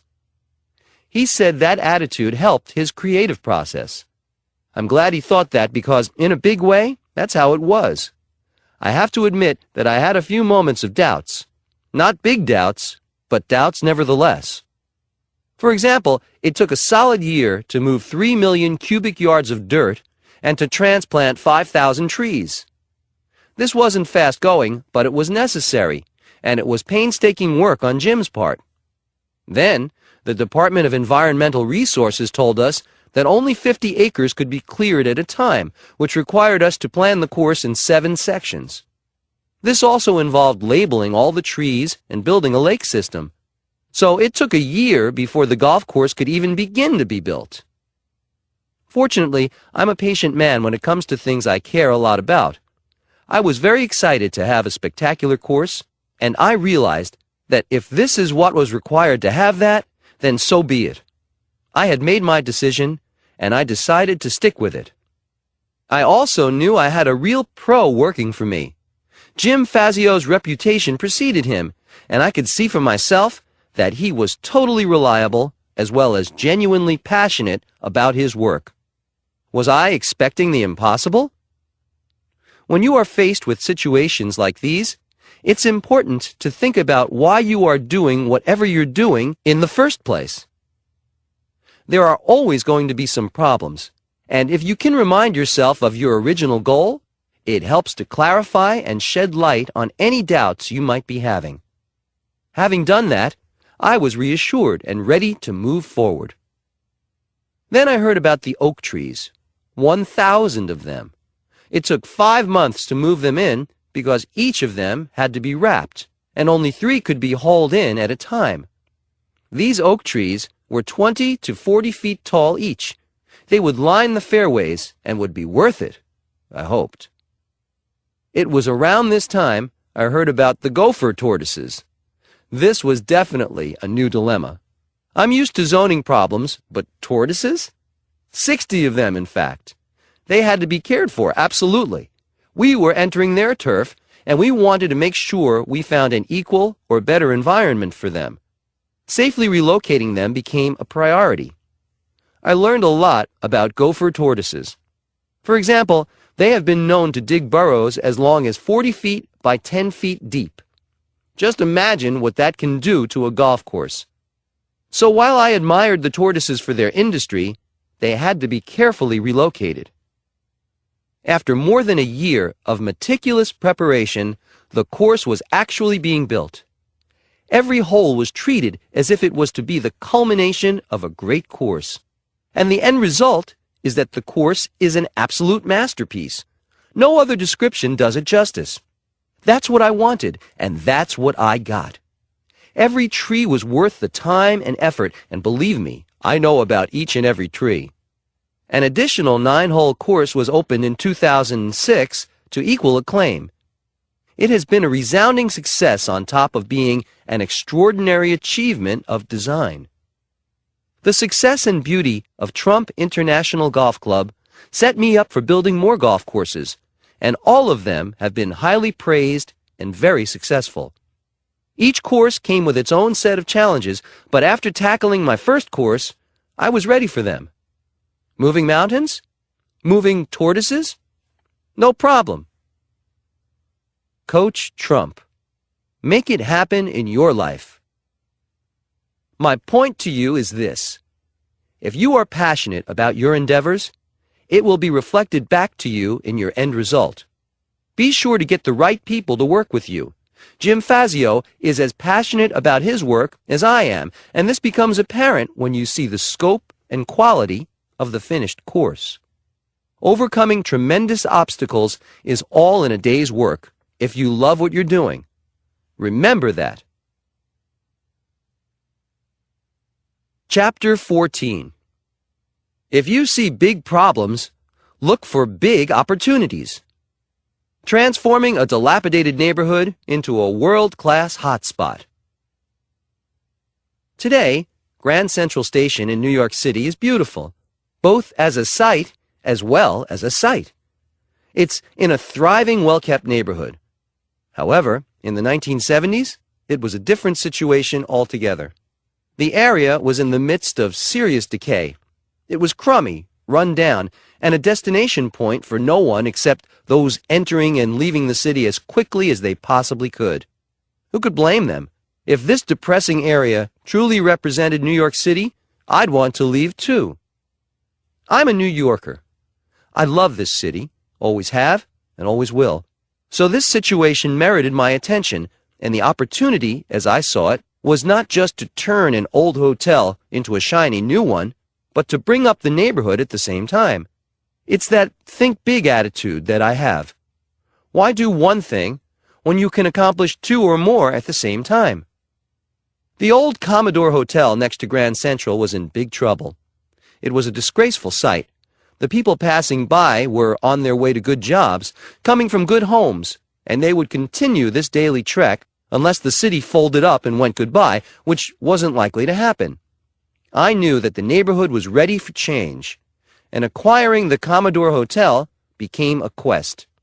Even my father couldn't believe I was serious. He said, buying the Commodore at a time when even the Chrysler Building is in bankruptcy is like fighting for a seat on the Titanic. He knew it was a risk, and so did I. The flip side was that I knew it was a way to get the city to flourish the way it should. I'd be creating jobs and improving the neighborhood, for starters. I wanted it to be beautiful, and that gave me incentive to get through all the problems and negativity surrounding this project. That's a good thing to keep in mind. Use your mind to visualize how things might be as you go along. That can make a plethora of details and setbacks just a part of the plan. About 9 months before I was seriously into negotiations for the hotel, the owner, Penn Central Railroad, spent about $2 million in renovations that had no impact whatsoever. The hotel needed far more work. $6 million was owed in back taxes. It was not a pleasant situation for the owners, and they were ready to get out.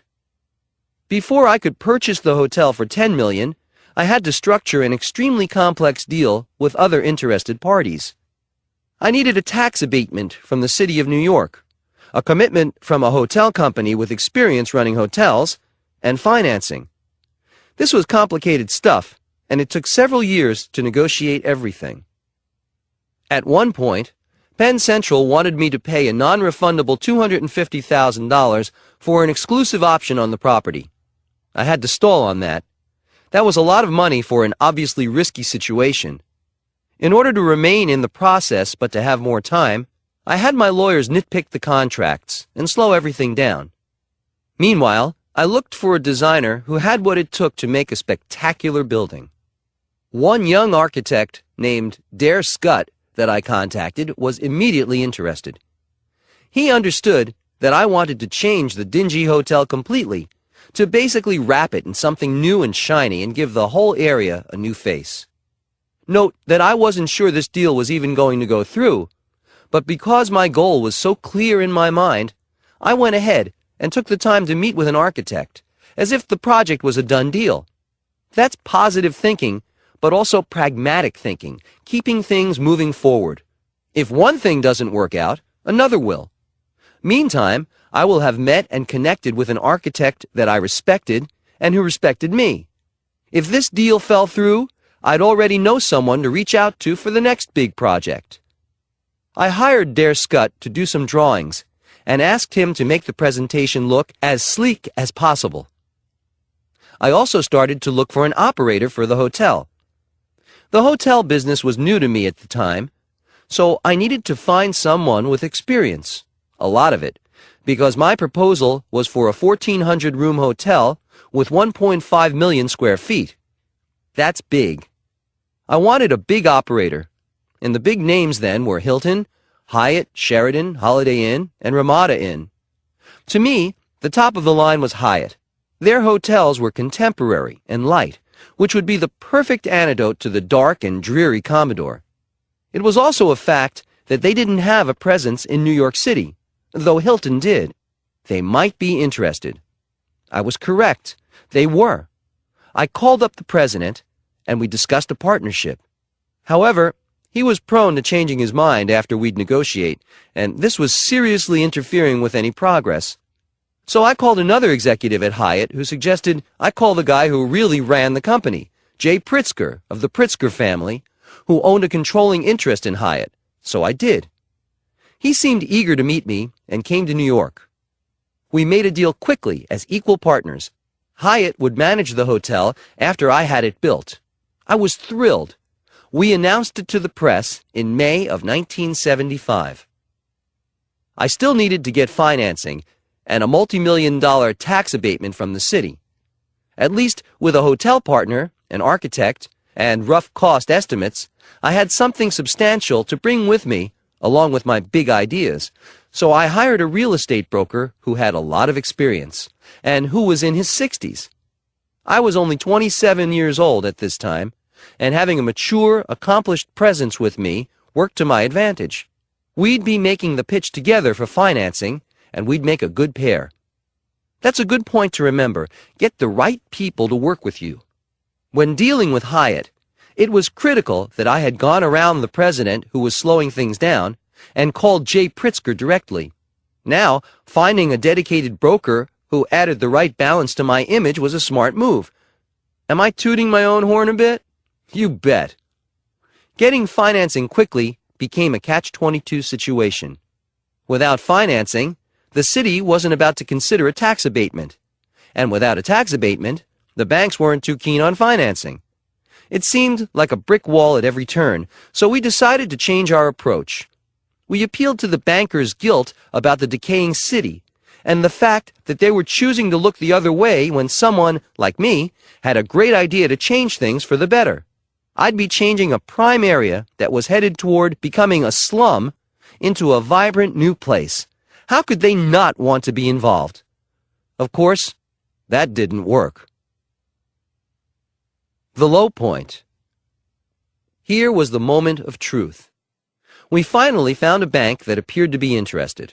We went far with them, putting in endless hours and effort, when a key guy suddenly changed his mind and brought up some inconsequential issue in order to kill the deal. We came up with every conceivable argument, but the guy was implacable. He would not budge. It was at this point that I said to my broker, "Let's just take this deal and shove it." I had had it. You're probably surprised to even hear me say it, but it's one of the few times I just wanted to throw in the towel. It was my broker and my lawyer, George Ross, who convinced me to keep going, pointing out how much time and effort had already been devoted to this project. I quickly resolved to stick it out and see this through. I'm not a quitter by nature, but I'm telling you this so you'll know there have been times when the difficulties seemed greater than the rewards. That was definitely the low point. But because I hung in there, it became a turning point. Afterward, my resolution became even stronger. I decided to approach the city, even without financing, and explain the situation. The Hyatt Hotel organization was anxious to come to New York, but the costs were too high unless the city gave us a break on property taxes. I was blunt and to the point, and it was effective. The city agreed to a deal that would essentially make us partners, and I would receive a property tax abatement for 40 years. It was a deal that benefited everyone. I would buy the Commodore for $10 million, with $6 million going to the city for back taxes. I would then sell the hotel to the city for $1, and they would lease it back to me for 99 years. Was this complicated? Yes, but it worked, and we eventually got financing from 2 institutions. One of them was directly across the street from the Commodore. I don't think they wanted their neighborhood to continue into decline, which they knew it was headed for. They knew a new and beautiful hotel could bring their area back to prime time, prime space, and prime business. The result. I don't know if you have seen the Hyatt at Grand Central, but it has 4 exterior walls of mirrors as a facade, which reflect all the wonderful architecture of the area. Incredibly, this at first made people furious when it didn't fit in with the existing neighborhood design.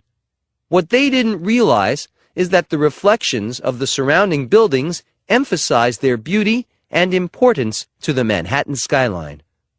Now people and critics love this building. It started the revitalization of the Grand Central area and opened in 1980 to great success. Today, it's a hub of New York City, thriving and beautiful.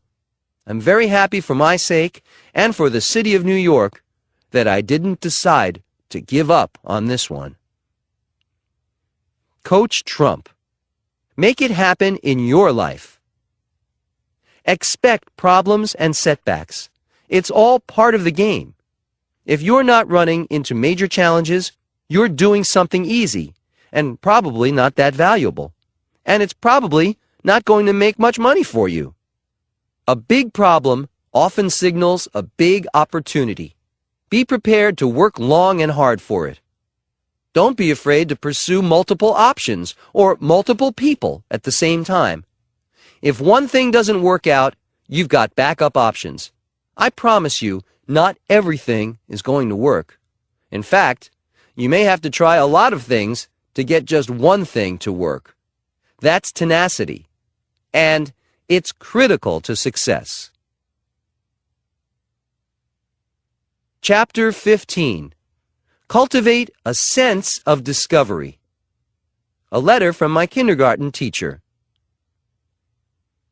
I receive a lot of mail every day, piles of it. Not too long ago, I received a letter from my kindergarten teacher. It was a big surprise for me to come across that in one of those piles of letters.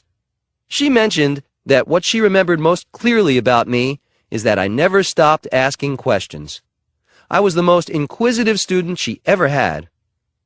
I wrote back to her that some things never change. I still ask a lot of questions, but that my curiosity and sense of discovery has served me well for all these years. I also thanked her, belatedly, for her patience many years ago, listening to all my questions. I started thinking back to those early days. Every one of my questions was the beginning of a new discovery back then, and that's how it is with me today. I hope it's the same with you. Maybe your own sense of discovery is one reason you're listening to this book. Emerson's quote, "What lies behind us and what lies before us are tiny matters compared to what lies within us," is a good thought to keep in mind. It allows your mind to think big because there are big reservoirs of ideas inside all of us. It's a way to open the channels of creative thought, which leads to discovery and achievement. It's also a reminder that no matter how much you've accomplished already, there's still more waiting for you to get done. Maybe I'm a naturally curious person, but I think it's a good attitude to cultivate. I like hearing what other people have to say, and I learn a lot that way, too. My interests are reflected in the diversity of businesses that I am involved in: real estate, the entertainment industry, golf course development, and so forth. Keeping yourself as diverse as possible can open you up to many more opportunities than you might imagine. Sometimes, one thing can lead to another. You already know I'm not big on complacency, and I'm also not big on know-it-alls. The more you know, the more you realize how much you don't know. Having this attitude is a great way to set yourself up for some big success. To be any other way is to sell yourself short. How can you possibly discover anything if you already know everything? People who come into my office for the first time are often surprised by how many questions I ask. I remember when I had 3 bathroom sinks on a couch just outside my office for a few weeks. I had to decide which one I liked the best, so I asked every person who came in for their opinion and the reasons behind their choice. You'd be amazed at how much that opened up conversation and discussion, and I learned some very insightful things about these people and their tastes. Give yourself a chance. Cultivate a sense of discovery. Chapter 16. Know when to cut your losses. Trump Shuttle. How do you decide when it is smarter to bail out than to keep paddling? As businesses go, I'd rate the airlines as a great idea if you want a lot of trouble, too much competition, too much work, and all for too little profit. Recently, we saw what happened to JetBlue. They'd had a great record, very pleased passengers, and one ice storm knocked their reputation and their credibility completely off the runway. Their popularity plummeted, and they had to issue a public apology to passengers for their mismanagement. I thought, that's the airline business for you. Even Delta Airlines, which has been established for a long time, is just recently coming out of bankruptcy.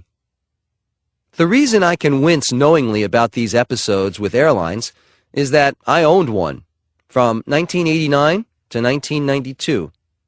It was known as the Trump Shuttle, and it was originally a part of Eastern Airlines. We had flights from LaGuardia Airport in New York City to Boston and Washington, D.C. on an hourly basis. I got into the business initially because Eastern Airlines was having trouble in the late 1980s, and it began selling its routes, including its Northeastern Air Shuttle. Now, this route was heavily trafficked, and I knew it could be successful. It just needed to be buffed up a bit to make the travel time a bit more luxurious for the passengers. My previous experience with air travel was that I owned a helicopter service that provided flights to Atlantic City, LaGuardia, Manhattan, the Hamptons, and Hartford, and I also had a private jet. I knew the conveniences that a traveler would want to have. I made the new shuttle top of the line and technologically savvy with one of the first self-service check-in kiosks, and it had laptop computers available to rent. The 727s were completely redecorated with maple wood trim inside and beautiful fixtures. I was the first to provide real luxury for shuttle passengers who had been used to no-frills transportation. The low point. We hit a perfect storm. I went into this business knowing that Eastern Airlines was in trouble, and in fact, I acquired the shuttle during a threatened mechanics strike. Let's just say there were problems, but I'm used to problems, right? Well, airline problems are another story entirely. The labor strike happened, and it went on long enough that we lost a lot of passengers to Amtrak as well as to the Pan Am shuttle. In addition, we were entering into a recession, and then in 1990, jet fuel prices skyrocketed due to the Iraqi invasion of Kuwait. If it wasn't one thing, it was another. It's such a delicate business that the slightest tremor in world politics, economics, labor, or the weather, and 100 other variables can make a bright future suddenly tumble. As you know, I was having some financial problems around this time that would begin to escalate, not diminish, due to the recession that had hit. My total demise was predicted in 1991 by the Wall Street Journal and the New York Times. I had several big things falter, but this wasn't 1991 yet. It was 1990. I was sure Trump Shuttle would take off and avoid the recession. I was wrong. Trump Shuttle never turned a proper profit, and as my other business interests started to fail, my creditors were less than enthusiastic about my latest venture. In September of 1990, the ownership of the airline went to Citicorp, the airline's creditor bank. It's a complicated story, but to make it short, Trump Shuttle finally ended as such in April of 1992, and it was merged into a new corporation, which U.S. Airways bought. I have to admit, I was relieved to be out of that business. The timing wasn't right, but as I've watched the airline industry, I wonder if the timing is ever right. Making a profit isn't easy, and it's a demanding and volatile business. That's why I find it hard to believe that Richard Branson, the owner of Virgin Air, has made any money at all with his airline. Fortunately, he has other businesses, or I don't think he'd be where he is today financially. In the instance of Trump Shuttle, I know I did what was right to make it a successful and desirable business. I made the experience better for the traveler and introduced some innovations. It didn't matter. The outside forces were too great. It's one of those instances when you know the best decision is the decision to leave, to cut your losses, and move on to something else. It was a great learning experience of what business not to go into. I'm perfectly happy now with my own planes. I rarely fly on commercial airlines, and I can't say I miss it. I certainly don't miss the business. Coach Trump. Make it happen in your life. Sometimes you work as hard as you can on something and it doesn't work out. The question is, how do you know when to give up? I usually tough it out longer than most people would in a similar situation, which is why I often succeed where others have failed. I also know that sometimes you have to throw in the towel. Maybe you failed, but you probably learned something valuable. Chalk it up to experience. Don't take it personally, and go find your next challenge. Chapter 17. Business is about knowing the world. There are probably a million definitions of what business is, what it isn't, what it's about, how it works, and so forth. Years ago, I realized an important thing. Business is about knowing the world. That's a big assignment. That realization opened me up to a myriad of great opportunities I hadn't seen before. I started to see the world as an emerging market. That insight alone can improve your vision almost automatically, and vision is necessary for great success. In fact, if you can begin to see your neighborhood, your town, your state as an emerging market, you will be surprised at how creative you will become. New ideas will come to you even though you know every street, every house, every tree. Newness of vision can be invaluable when it comes to business. When you suddenly get some great idea, ask yourself, what am I pretending not to see? That's a good test for blind spots. Don't throw out those sudden lightning-like ideas, but be circumspect about them. Knowing the world means seeing the whole picture. That is definitely preferable to seeing a narrow slice of life and being content with a small amount of local knowledge. What we don't know can be as important as what we do know. If that thought doesn't make you endlessly curious about the wide world, I don't know what will.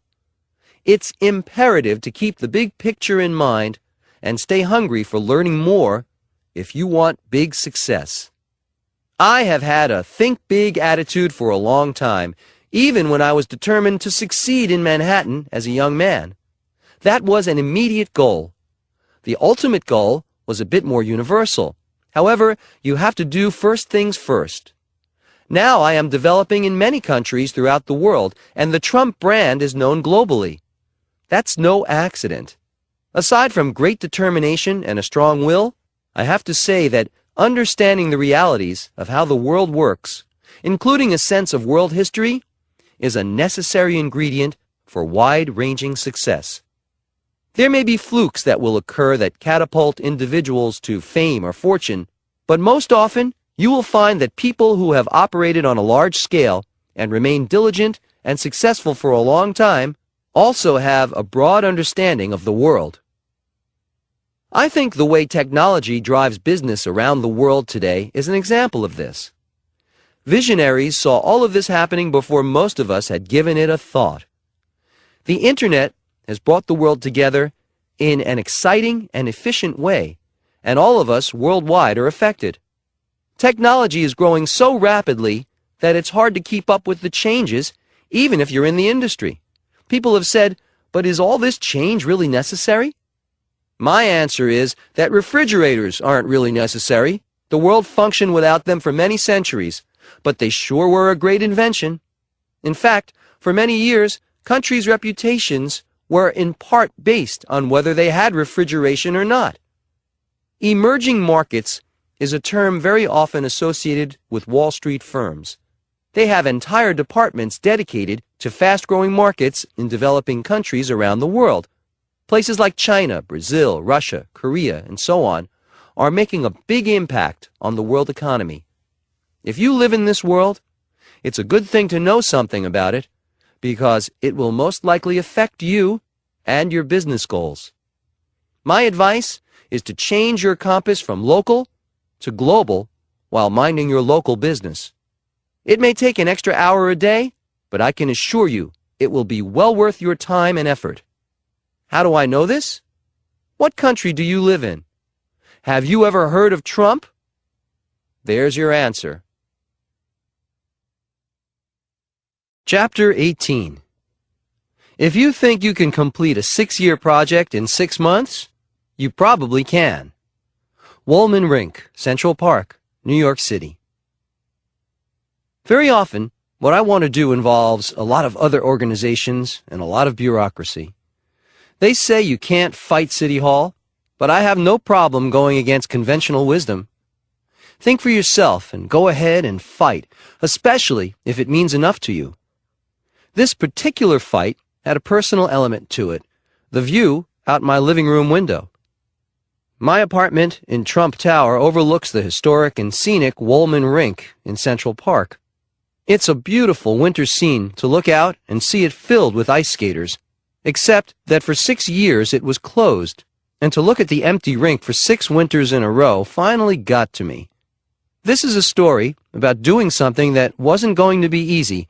In fact, it was deliberately walking into a mess. But the end result would be a happy story for a lot of citizens in New York City, as well as thousands of visitors. It was a labor of love that also turned out to be one of my favorite accomplishments. New York City's management fiasco with the renovation of Woolman Rink was an absolute classic. After 6 years of renovations to the tune of $12 million, the rink was still closed. Then the city announced in 1986 that the entire process of renovation was starting over again, from scratch. I could bear it no more, and wrote to then Mayor Koch a brand new Woolman Rink and have it done in 6 months at no cost to the city.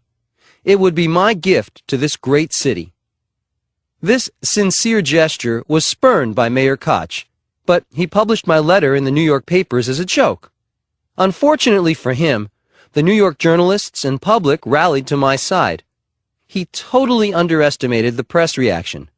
As one paper wrote, "The city has proved nothing except that it can't get the job done." Koch's reaction to my magnanimous gesture reminded me of the old saying, "No good deed goes unpunished." The next day, after the papers and public took my side, Koch reversed himself completely. Suddenly, the city was virtually begging me to take on Woolman Rink. We had a meeting in my office on June 6, 1986, with city officials, and long story short, we came to an agreement. I put up the construction money and agreed to complete the work by December 15th. At that point, the city would reimburse me for my costs up to a cap of just less than $3 million, but only if the rink worked. If I came in under budget, the city would pay me back only what I'd spent. If I went over budget, I'd cover the overruns myself. The low point.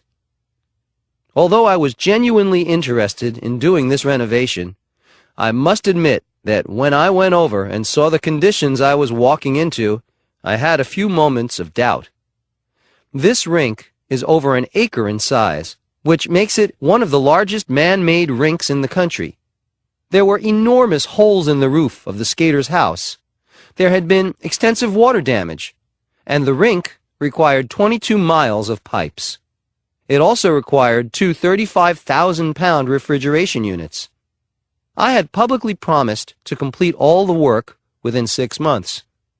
I wondered if I had backed myself into a potentially humiliating corner. If I failed, it would be in all the papers, and my reputation would definitely suffer. I had some challenges ahead of me, that's for sure. The doubts went away as long as I kept the image of a beautiful and finished rink in my mind. I knew I could get it done, but I wasn't kidding myself that it would be a piece of cake. The physical conditions at the rink weren't the biggest problem.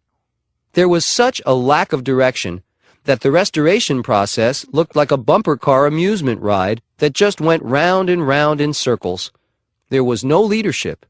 That's when I made the decision to take charge and check on this project every single day. I wanted to know what was going on, who was doing what, and I personally oversaw the process. For example, because I knew nothing about building rinks, I set out to find the best skating rink builder I could. I spoke to experts and decided on a brine system for refrigerating the ice. It's more costly, but very durable. I approached every aspect of rebuilding the rink as a personal undertaking. The rink was finished 1 month ahead of time and under budget. It was well worth the effort. The gala opening celebration for the rink was a great occasion, and we had skaters Peggy Fleming, Dorothy Hamill, Scott Hamilton, and others to help celebrate this great day for New York City. We finally had a working rink and a beautiful place for New Yorkers to play. All profits went to charity and the Parks Department. Everyone won. Was this process easy? No, it was painstaking. Was it worth it? You better believe it. When you come to New York City, don't miss it. Skating under the trees in Central Park and looking out on the magnificent skyline is an event you will never forget. Postscript to the Wollman Rink story 21 years later. Government bungling of the Wollman Rink project was made possible in part thanks to a terrible New York State law passed in 1921 called the Wicks Law. It requires local governments undertaking renovations or new building projects that cost more than $50,000 to hire 4 separate contractors: general construction, plumbing, electrical, and heating and ventilation. Local governments must hire the lowest bidder in each of these areas, even though they could save a lot of time and money by hiring a single general contractor who oversees all subcontractors. Instead of allowing competition, what it does is increase up to 30% the cost of building anything for the government in New York. Fortunately, there may be some new hope for getting rid of the Wicks Law, thanks to recent media attention. On May 29, 2007, the New York Times ran an article by Dorothy Samuels in their editorial section, which was titled "From Donald Trump to Eliot Spitzer, Still Battling Over a Wasteful Law." Ms. Samuels has always been an insightful writer who writes about significant issues. In bringing up the Wicks Law, she retold the story of how I saved Wollman Rink from government bungling and managed to educate the citizens of New York City about something they probably weren't aware of unless they are in real estate construction. It's something that affects them by driving up government costs and taxes. I have to say, it was nice to be remembered 21 years later as someone who tried to make a difference and did. Let's hope this situation will be remedied soon. It will benefit everyone.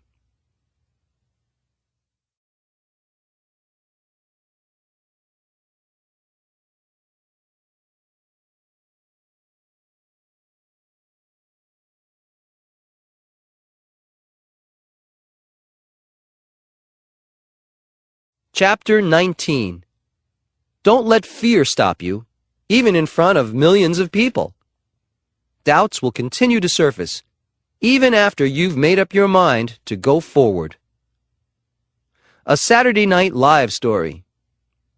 What do you do when doubts continue to surface, even after you've committed to go forward? A lot of people mistakenly think that I stride the planet in a state of absolute certainty all the time. The truth is, there are times I have to wrestle with doubts after I've made big decisions. The challenge is what you do with doubts. Handled poorly, doubt can sap your spirit and resolve. Handled well, doubt should make you smarter and strengthen your chances for success. I will always remember the day Jeff Zucker, the president of NBC, called to make an appointment to see me in my office.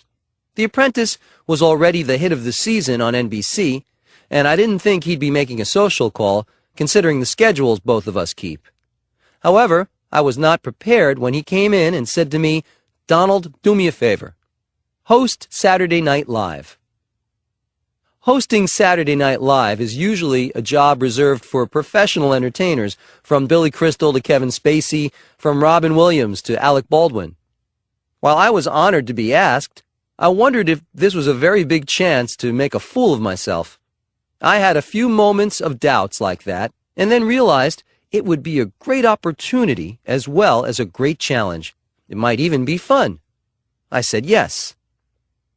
The low point. I didn't really know what I was getting myself into, but it was too late now.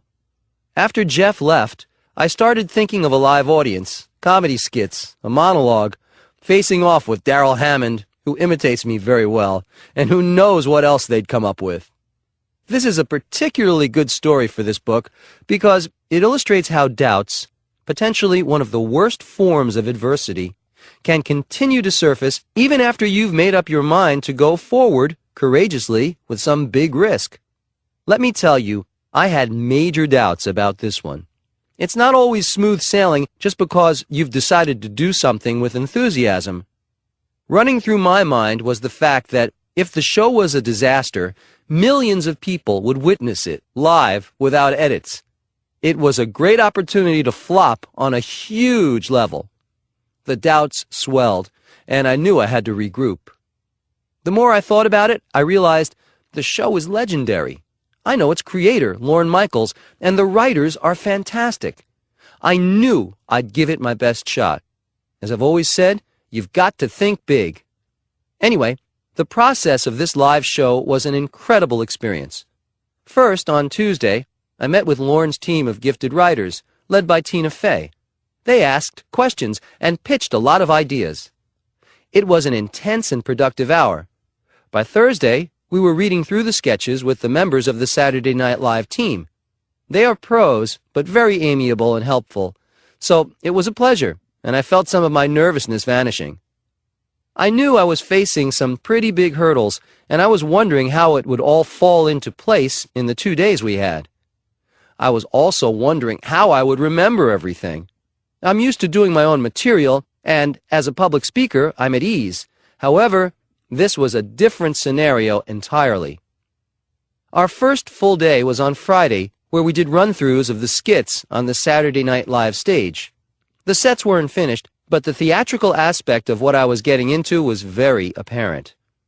There was so much going on around me that I didn't have time to take into account the fact that I was feeling apprehensive. They had me in a lot of skits. I would be a hippie in a business meeting, the author of a romance novel, a lawyer, a character in The Prince and the Pauper, along with Darrell Hammond, a keyboard player, and more. In addition, the costume changes had to be taken into consideration.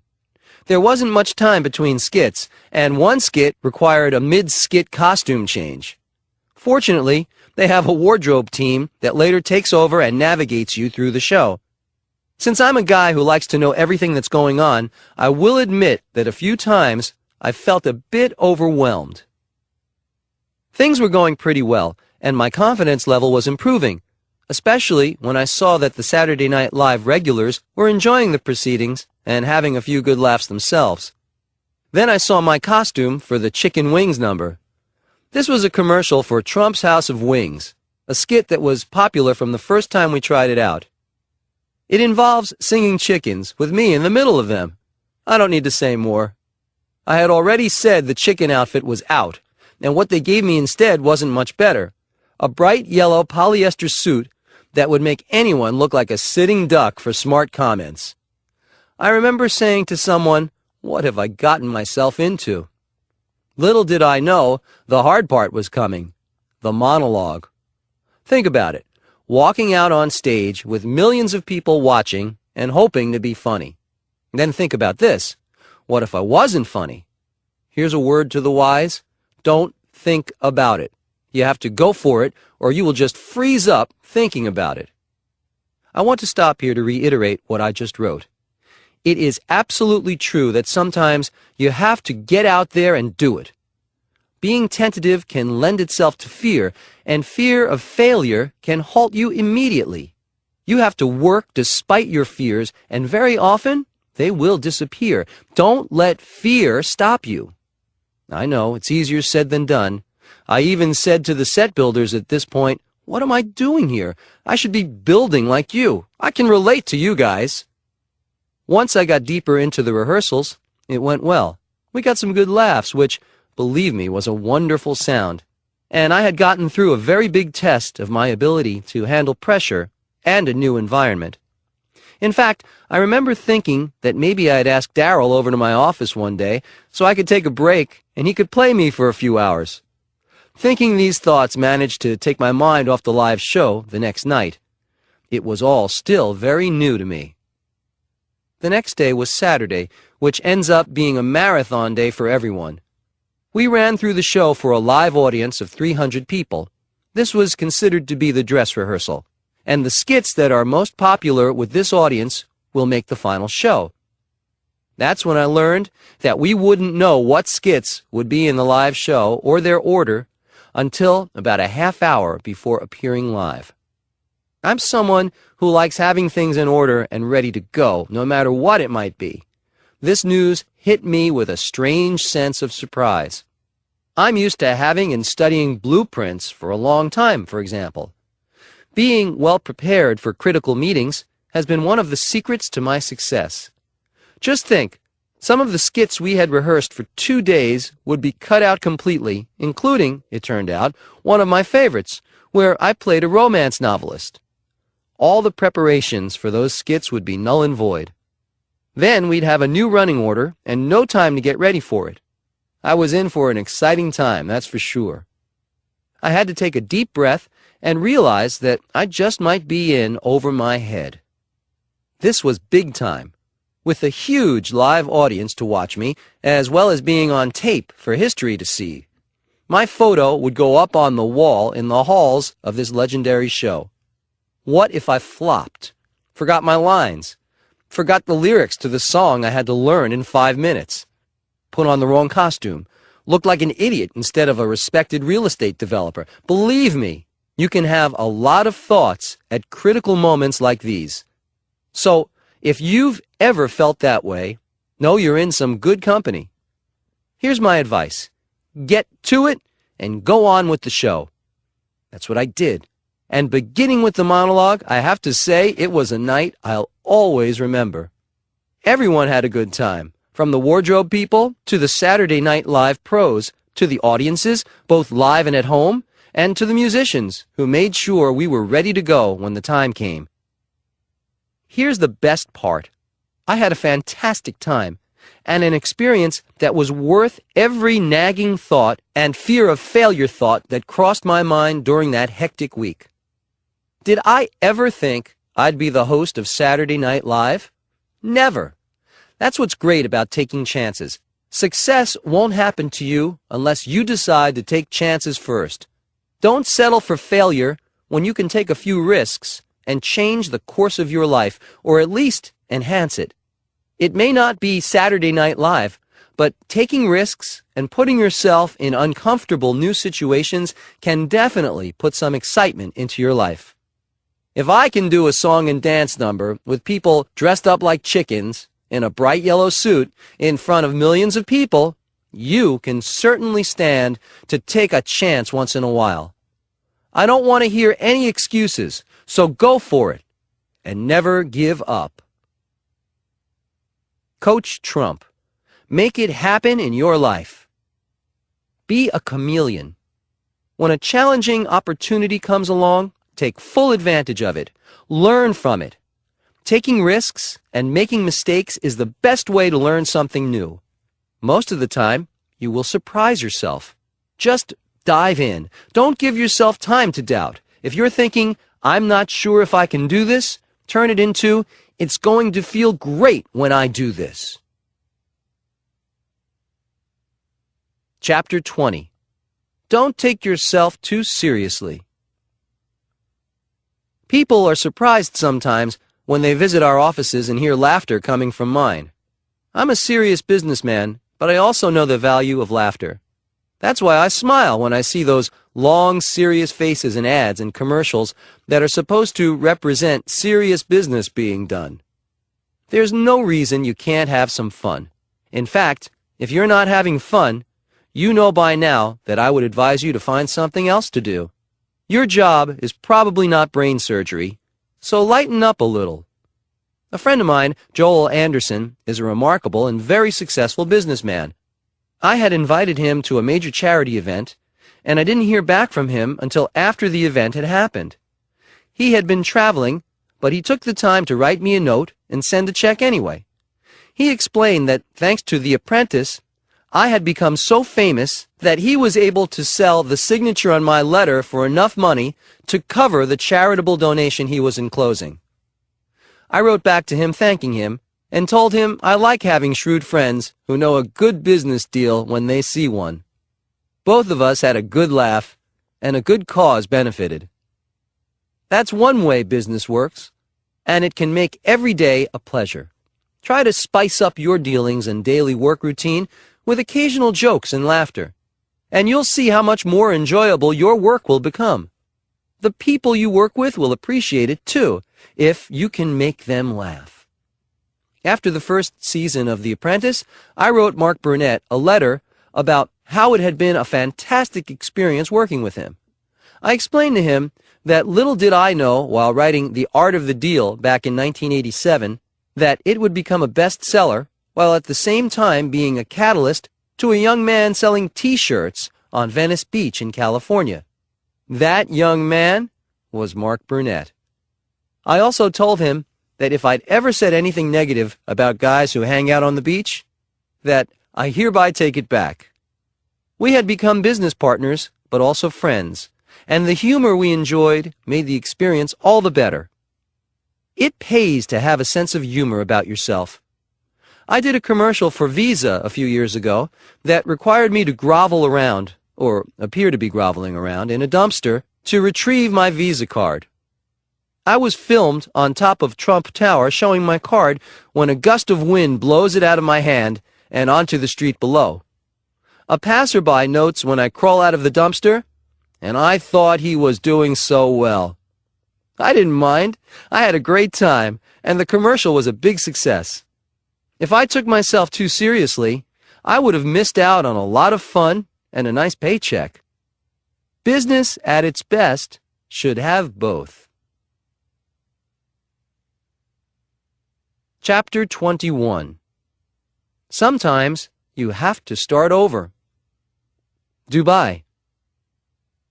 Sometimes it's in your best interest to start over, even if you're established and can afford to do as you please. A good example of that is the new Palm Trump International Hotel and Tower that's going up in Dubai. I think most of us have heard of Dubai by now. It's in the United Arab Emirates. Just off the coast is a man-made palm tree-shaped island, the Palm Jumeirah, that is a remarkable achievement of engineering and imagination. I partnered with Nakheel, the developer of over $30 billion in real estate in Dubai, to build a tower on this island. Nakheel, in Arabic, means palm trees, so it follows that this would be their imprint in the Arabian Gulf. In 2005, we went into partnership and agreed that our hotel, which will be the luxury pivot point of the Palm Jumeirah, should be an extraordinary example of design and innovation. We both had the experience, the credentials, and the desire to do something amazing. One thing that attracted me to Nakheel, aside from their proven record of success and expertise, was their innovative approach to whatever they did. Our original design for the hotel garnered a lot of publicity. It was a tulip design that would have a state-of-the-art exoskeleton frame. We were excited about this iconic design. The price tag would be $400 million to complete it. However, after reviewing the design, we realized there were some problems with it, and we agreed it looked a bit heavy. So we decided to start over. We just scrapped it. Don't ever be afraid to change your mind about something. There is nothing wrong with that. Yes, we'd spent time and money on the first design, but when you're going after the extraordinary, sometimes you have to take extraordinary pains to achieve it. The new design we came up with was stunning, a split tower with an open core design. It would cost $600 million for 48 stories and would be constructed with glass, stainless steel, and stone. It would definitely be worth it. We expect the tower to be finished in 2009. There are considerations beyond the usual when you are developing internationally, and sure enough, in February 2006, we were hit with a political global trade controversy involving Dubai that threatened the viability of the project. Major world events can crop up at any time, and sometimes I feel like saying, now what? However, that's part of the deal. It can be a challenge, but it's always enlightening. Anyway, The controversy was over the sale of shipping port management businesses in 6 major U.S. seaports to a company that was based in the United Arab Emirates. This received huge attention as a national security debate in the United States. The question was whether such a sale would compromise port security. This put Dubai in the national and international spotlight. For us, that could be good, and that could be bad.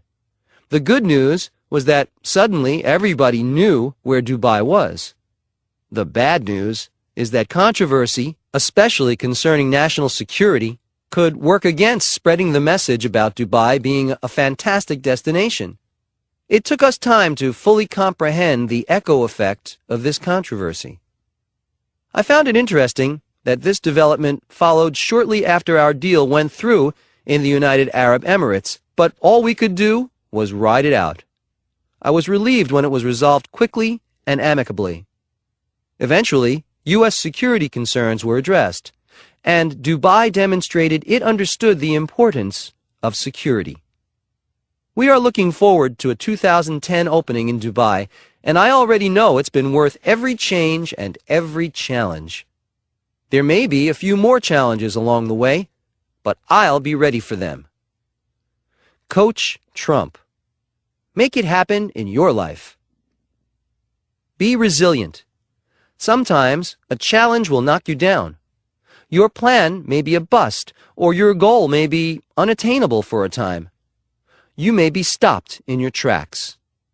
Get back on the horse. Deciding to try again is the first step toward getting it right the next time. Chapter 22. I told my friend he was a big-time loser. The power of focus.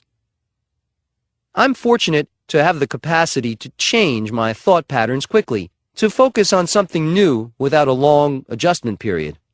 For example, people have commented on how quickly I conduct meetings.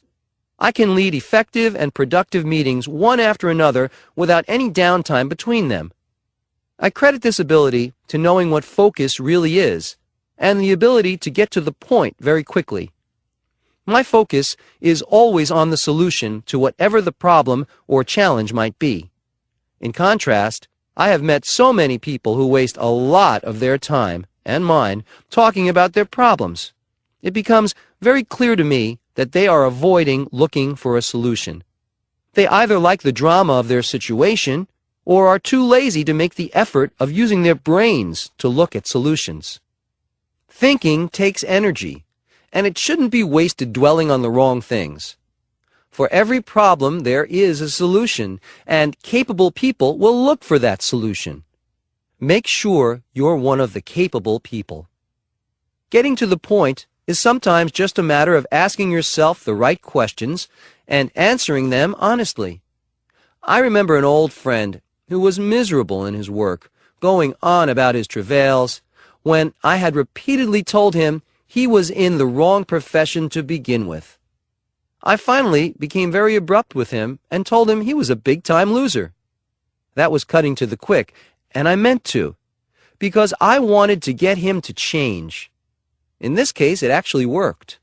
I got him to focus on the solution, not his problems, and now he has a successful and happy life. Sometimes bluntness is necessary to make a point that isn't being heard. For those of you who have watched The Apprentice, you know what goes on in the boardroom. Very often, it sounds like a revved-up soap opera with everyone going at each other at once. What you don't see is that sometimes it goes on for hours, and I mean hours. The number of stories and opinions and inside dramas that don't make the final cut are truly unbelievable. When it's been edited down enough to fit the hourly format, you see the most important points that were pivotal in allowing me and my advisors to make a decision. The rest of it becomes inconsequential, like background noise, very loud background noise. My point here is that we can all do a little editing ourselves of our own unnecessary chatter when it comes to making a decision. Stay focused on solutions to problems, not details. That's the power of focus. Use it. Chapter 23. Do something for your community. Trump on the ocean. People who live in New York City have all heard of Jones Beach. The beach and the boardwalk are part of a fabled history that began with the great Robert Moses. He considered this waterfront park on Long Island as his greatest achievement. I visited Jones Beach as a teenager, and it has always been a special place to me, as it is to thousands of people. So I was delighted when the opportunity came to renovate a major piece of it. When former Parks Commissioner Bernadette Castro reviewed my plans, she considered them like a gift from God. We announced this project in September 2006 with a proposed opening in the spring of 2009. There was opposition at first, from citizens complaining that Trump was not fit for the Jones Beach scene. And the Society for the Preservation of Long Island Antiquities made it clear they feared what the size of our new building would do to the visual balance of Jones Beach. When they realized how involved I was in the building plans and the fine details, and how concerned I was over the impact of the development on the community and the environment, they were reassured. I even brought out a piece of marble, Breccia Oniziata, to show them. I thought it would look great, and it will. It's the same marble I used at 40 Wall Street. It's sepia and really beautiful. There will always be naysayers to anything you try to do, but this is a good example of how you can help your community. When they realized how this project would revitalize the local economy and how beautiful it would be, the negativity lightened up, and most people think it's going to be fantastic. They're right. It will be a win-win situation for everyone. I told people I wanted to bring this historic site up to the gold standard it deserves, to make it a destination point worthy of its amazing history. What we are doing is replacing the old boardwalk restaurant with a beautiful 36,000 square foot facility that will have Atlantic Ocean and park views. There will be a catering hall and restaurant. We will have social and corporate catering, a restaurant, a lounge, and a ballroom. It will restore Jones Beach to prominence in the life of New York City. In fact, New York can expect to make around $75 million from it over the next 40 years. The building will belong to the state. Not a penny of taxpayer money will be spent. Our long-term lease required special legislation, which was not a surprise. We're in good company, however. Only one other New York Parks contract has a term that long, and that's Niagara Falls. We had to deal with a lot of roadblocks, but we prevailed, and it will be a fantastic site. Being in a position to help out at Jones Beach has been a tremendous feeling. I know detractors will be pleasantly surprised when they see how well integrated the design will be with the environment and the park. In a way, I am paying tribute to Robert Moses. I'm sure he would be very proud, and so will the New Yorkers who have loved Jones Beach. Chapter 24.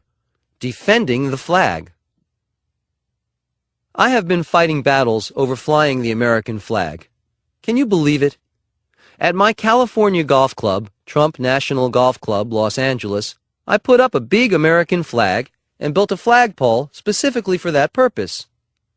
Suddenly they were saying it was too big. Too big? Too big for what? It faces the Pacific Ocean. I think the Pacific Ocean can handle it. I never thought that flying the American flag on American soil would be considered subversive, but that's what it amounted to. Although there will always be some small-minded people who have a complaint to make. They made their complaints, but then came the backlash. Everyone rallied to my side in defense of keeping the beautiful American flag waving. The publicity was terrific, not only for patriotism, but for my property. Suddenly, everyone knew about this beautiful golf course that fronts the Pacific Ocean, and everyone knew that the American flag meant enough to me to go to battle for it. I didn't have to do much persuading to keep the flag. The uproar that ensued did the persuading for me. So I decided to put up the American flag on my Mar-a-Lago estate in Palm Beach, Florida. I would love to tell the story, but I've agreed with the town not to do so. But I'm pleased to report that the town is happy. I'm happy, and most importantly of all, the flag flies proudly. Always remember, some things are worth fighting for. The American flag is one of them. Chapter 25. When your wardrobe malfunctions in front of 10,000 people, make it part of your act. 2 public speaking screw-ups. Everyone gets egg on his face sometimes, including me.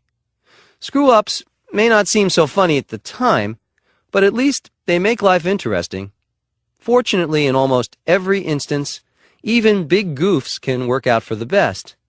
I know that sounds cliched, but it happens to be true. I was scheduled to speak in Dayton, Ohio, and about 5,000 people were waiting. I was flying in from New York City along with a camera crew who would be filming the speech for footage on The Apprentice. Just as we were ready to take off, my jet stopped. My pilot said there was something wrong with the brakes, and he didn't think it was safe to proceed. So we tried to get a commercial flight, but there weren't any that could accommodate the large group we had. I started to wonder if I might have to cancel the speech. However, when I give my word that I'll be somewhere, I do my best. So what I did was to call all my friends and ask if anyone had a private jet we could borrow. Sure enough, someone had a jet at LaGuardia that wasn't being used. So we all piled out of my jet and into another jet and finally took off for Dayton. I figured it would all go well from then on. The low point.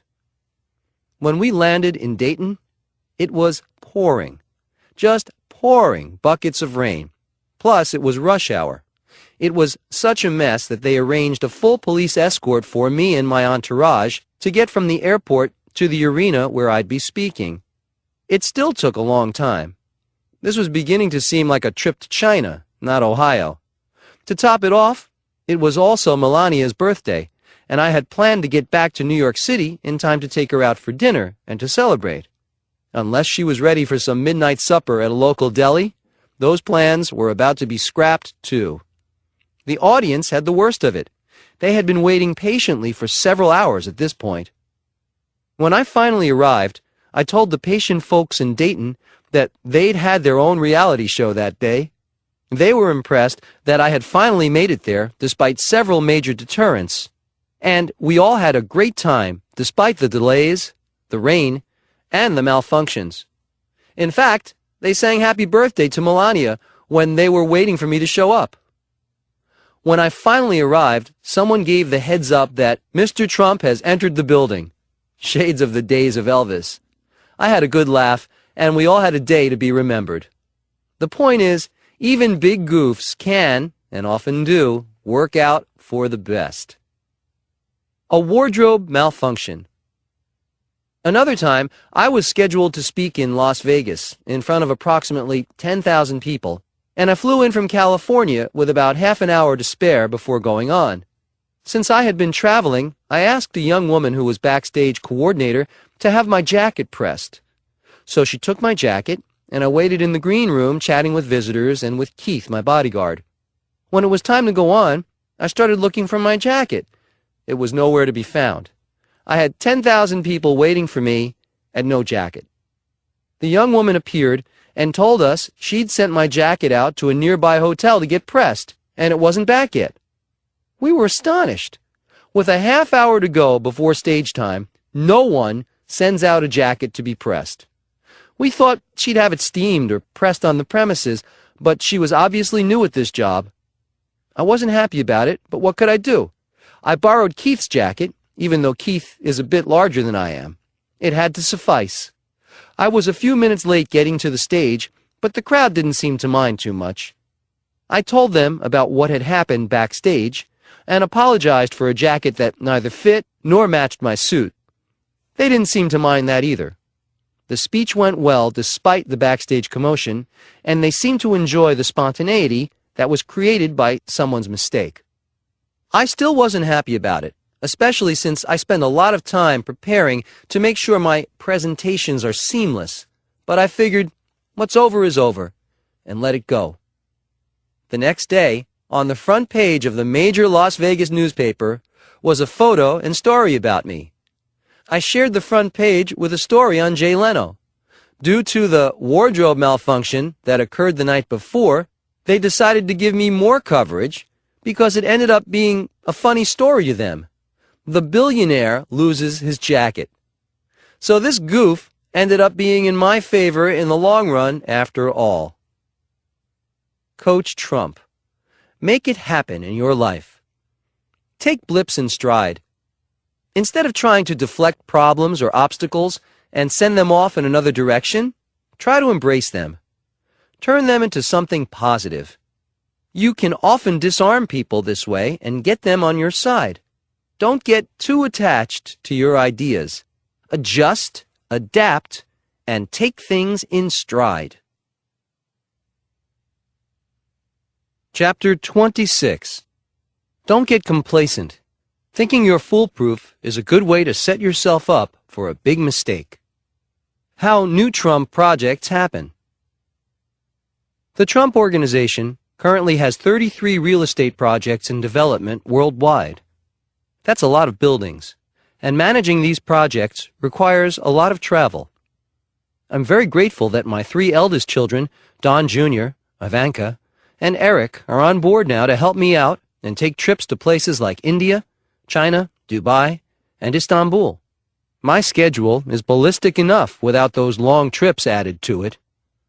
Many of these projects are the very desirable Trump International hotel and tower combos that incorporate both condominium and hotel accommodations.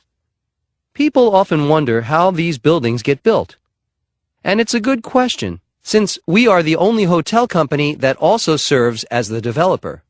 If the Trump name is going on a building, there is a huge amount of preliminary due diligence and ongoing management work to be done. The only way to ensure quality is to stay on top of all the issues. This process is a complex jigsaw puzzle, and there are a lot of factors to consider because we don't allow the Trump name to be associated with anything that hasn't been carefully considered and scrutinized. We receive proposals constantly, all of which are evaluated, but we will not be interested in 99% of them. We are also approached by over 300 developers per year who want to partner with us, so we have to take an aggressive approach to evaluating deals. We vet each proposal, analyze the deal, and check out the sites personally. When something is a go, we review budgets, do pre-development planning, and then start the bid process. We deal with contractors, subcontractors, and we negotiate the final price. Every construction document has to be reviewed by our team. Next, we start weekly construction meetings and sales and marketing meetings. We speak to representatives on our job sites every single day. Nothing is left to chance. That's one reason for our success. Because we have many international developments now, one thing we deal with is securing financing in foreign countries. This can sometimes be complicated if the country has a track record of political instability. If we get in at the right point in a real estate growth cycle, it may still be relatively inexpensive to build there, but with good growth potential.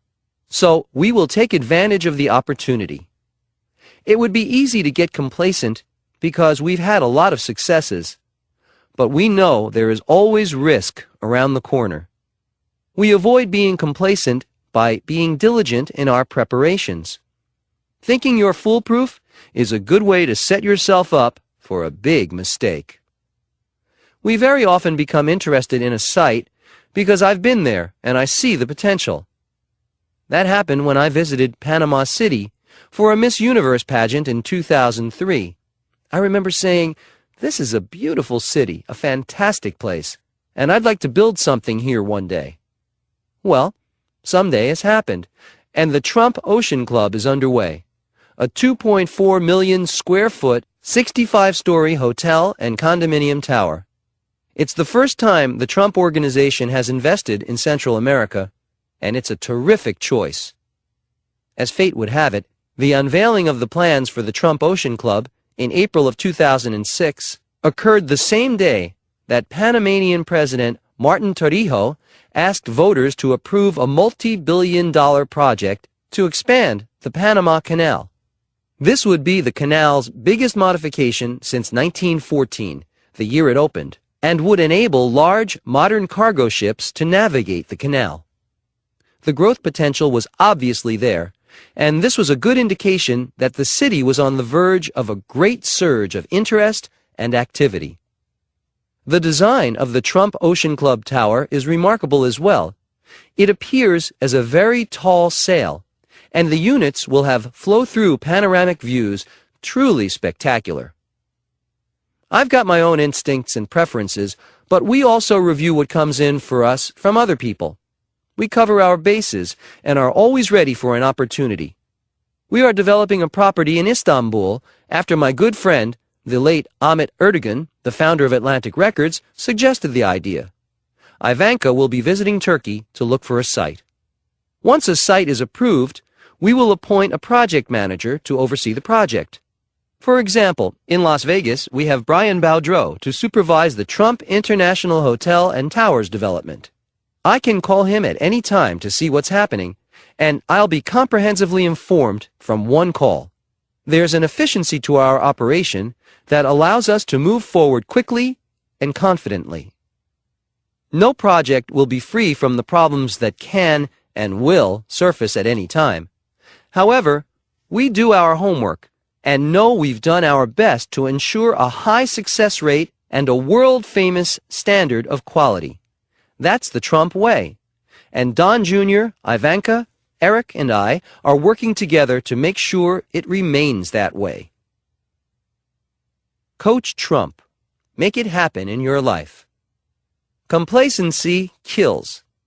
Remember that your success and all good things that come your way are a direct result of your effort. You have a place to live because you've earned it, and you have possessions because you've earned them.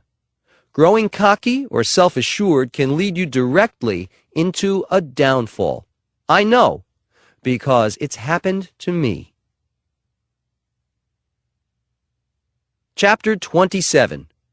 Only in New York. This city will serve up problems and solutions you won't find anywhere else. Traffic can be unbearable in New York City at times. Once I was with the apprentice crew in my limousine, and we got stuck in a traffic jam. We were at a standstill. Everyone started doing their elbow to the horn routine.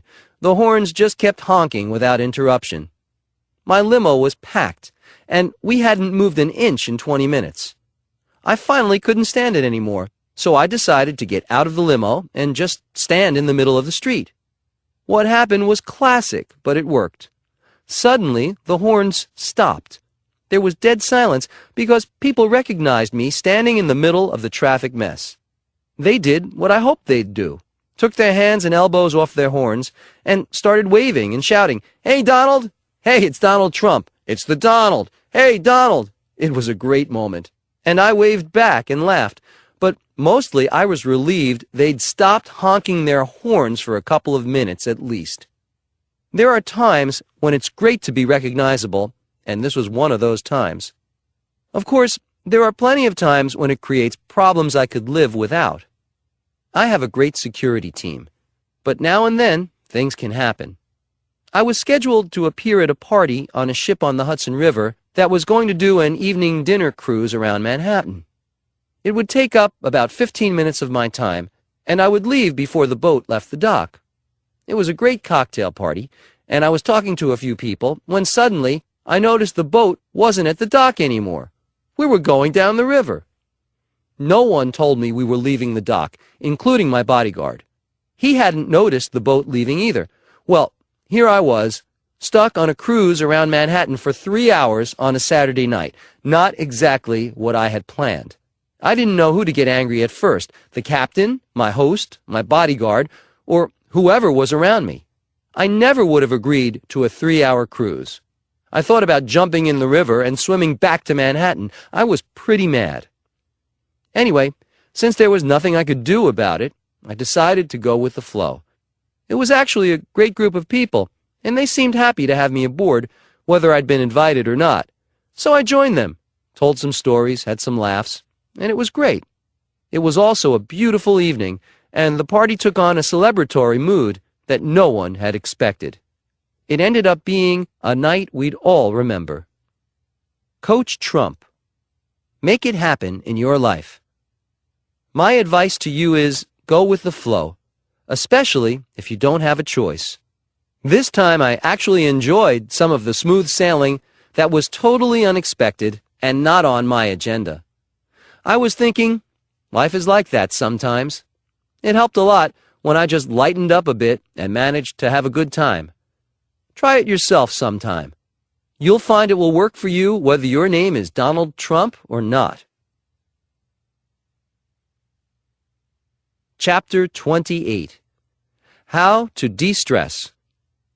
Everyone has his or her own way of letting off steam, letting go of tension, and changing thinking patterns. Whatever works for you is the best choice, as long as it's not self-destructive or destructive to others. That's why I like to golf. Golf is a brain game, but it can be totally relaxing at the same time. I find it opens my mind to new possibilities, and I can problem solve very effectively while I'm on the golf course. What I do in the office at times is to practice my swing, or I'll just pick up a golf club and think about the game. That action alone is a breath of fresh air, even if it's office air, and helps me see things creatively or in a new light. I know that some people find music or exercise does that for them, but for me, it's golf. Another way to de-stress is to replace negatives with positives. This applies in many areas. For example, I try to surround myself with positive people and get rid of the negative types. Anyone who visits my office will notice that I have many photographs of my family, my parents, my children, and Melania. That's a great positive focus to keep. Not that I need reminders, but a glance now and then can keep things in perspective. I also have photos and mementos of achievements that have meant a lot to me over the years. So, if the going is rough, I have tangible reminders of past successes.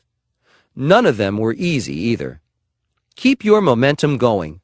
Try to replace negatives with positives, and you'll have more successes waiting for you, even if right now they're nowhere in sight.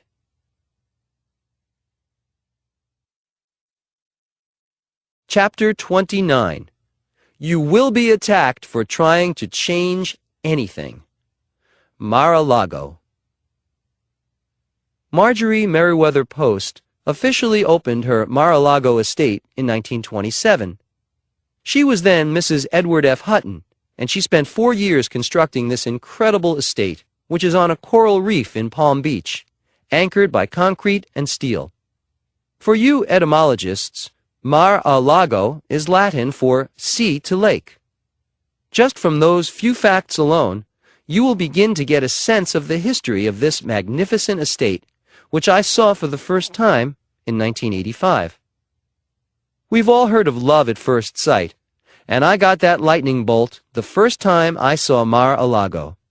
I immediately knew it had to be mine, all 128 rooms of it, all 110,000 square feet of it, all 20 acres of it. I knew it might not be easy, but I knew it couldn't have been easy to build something like this, and the challenges were apparent. It was a bit of a wreck from neglect, but nevertheless, I was determined to own it. I think you should know a bit about how Mar-a-Lago came into being, considering it's a historical monument. Ms. Post, who was the serial heiress, obviously thought details were important. 3 boatloads of Dorian stone were shipped from Italy. Over 36,000 original Spanish tiles were laid. 2,200 square feet of black and white marble from an old castle in Cuba were used for the dining room floor, and a 75-foot tower topped the main structure. Palm Beach society was under the combined forces of Mar-a-Lago and Post, and for good reason. This place surpassed the glory of Newport and San Simeon mansions in a New York minute. In 1969, the Department of the Interior designated the estate as a National Historic Site, and the property was placed on the National Register of Historic Places. After Ms. Post's death in 1973, the estate was transferred, according to her will, to the federal government for use as a presidential retreat or for diplomatic purposes. 10 years later, because there were security concerns, as well as a huge maintenance bill, the government conferred the title back to the Post Foundation. Then I came along in 1985. A lot happened between 1985, which was my first glimpse of this spectacular wreck, until 1995, when it was opened as a private club. Buying the property was the easy part. There weren't too many legitimate offers out there. I paid the Post Foundation a grand total of $8 million for the house and the grounds, including $3 million for all of the original furnishings. This included the china, the crystal, and the goldware. This was a record-setting price, but in reality, it was a low price for Mar-a-Lago.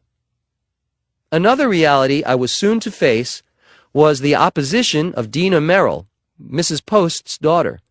Although she was more concerned with her acting career than with the well-being of this priceless estate, she did everything she could to thwart me. However, other members of the Post family took my side and realized that I would preserve the integrity and elegance of Mar-a-Lago.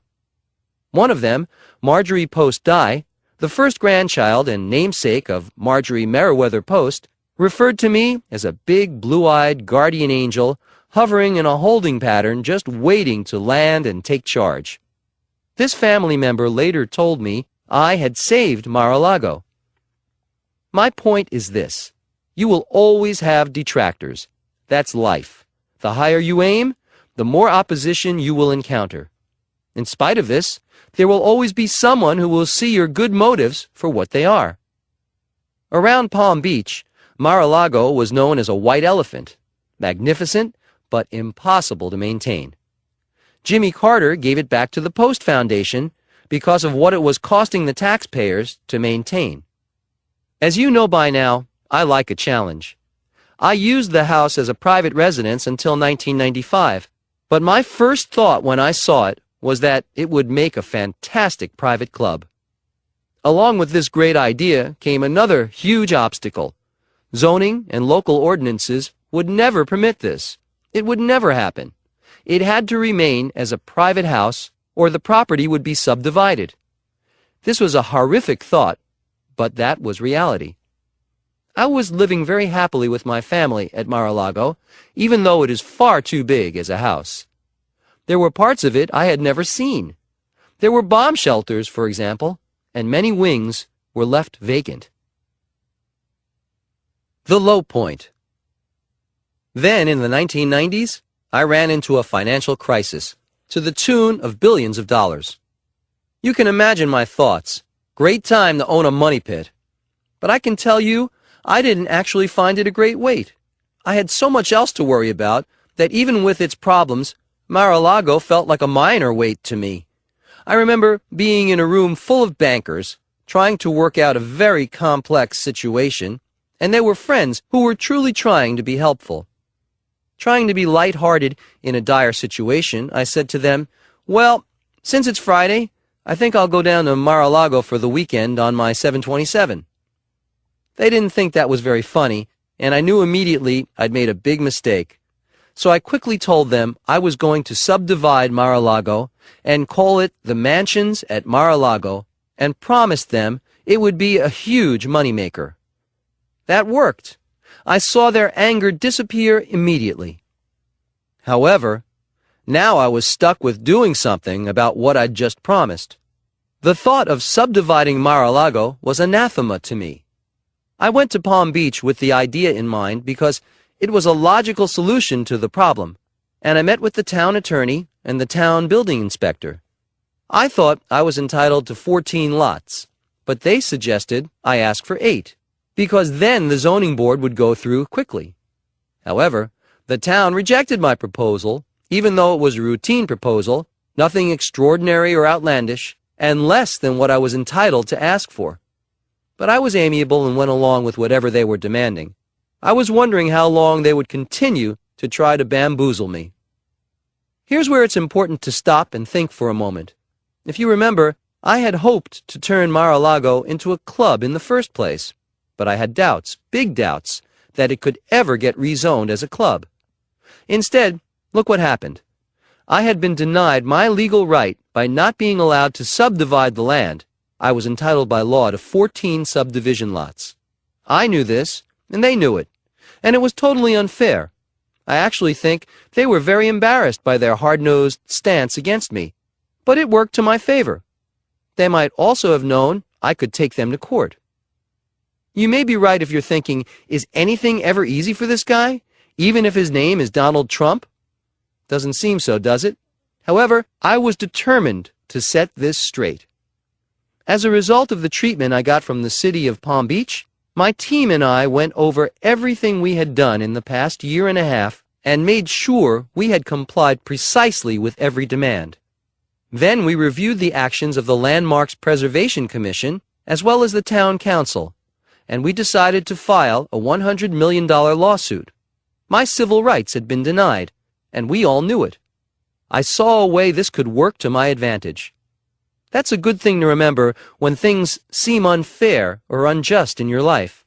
That's where keeping cool, being patient, and using your head comes in very handy. During the litigation, the town council came back to me and said they would give me the 14 lots that I originally wanted, the maximum allowed under the law. So I told them I wasn't interested anymore. What I wanted was a private club. Now I had leverage due to their mistake. It also turns out that 2 town council members had the prescience to see what could be done with Mar-a-Lago to make Palm Beach even more desirable, and the town council eventually approved Mar-a-Lago for a private club. This event took longer than a paragraph to describe, but another reason we got approval is that Mar-a-Lago would be open to everyone. There were some clubs in Palm Beach that had no Jewish or African American members. It was hard to believe that, but it was true, and I wanted to change that for good. Now we not only had a good case, but a good cause. Needless to say, this plan brought a whole new group of detractors to the surface. I was prepared for the attack. Every issue became a battle during this time to get Mar-a-Lago going as a club. Once again, however, I knew I was doing the right thing. Once again, I won. In 1995, Mar-a-Lago became a spectacular private club.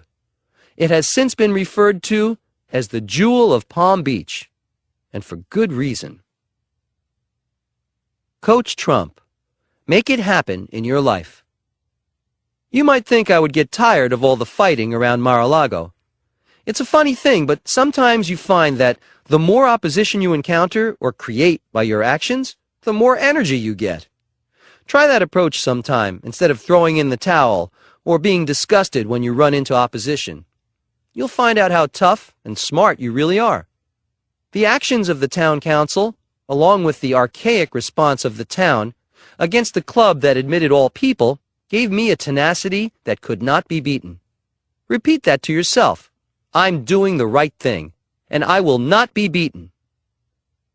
At the same time I was struggling to create Mar-a-Lago, I had many difficulties, obstacles, and setbacks with many other projects as well.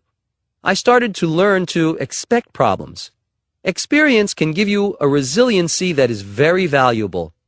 When you get to that point, remember, don't give up. Those words can get you to great places, can get you to the place you want, and can change attitudes that should be changed. That's winning. Postscript. The latest threat to Palm Beach is from the airport.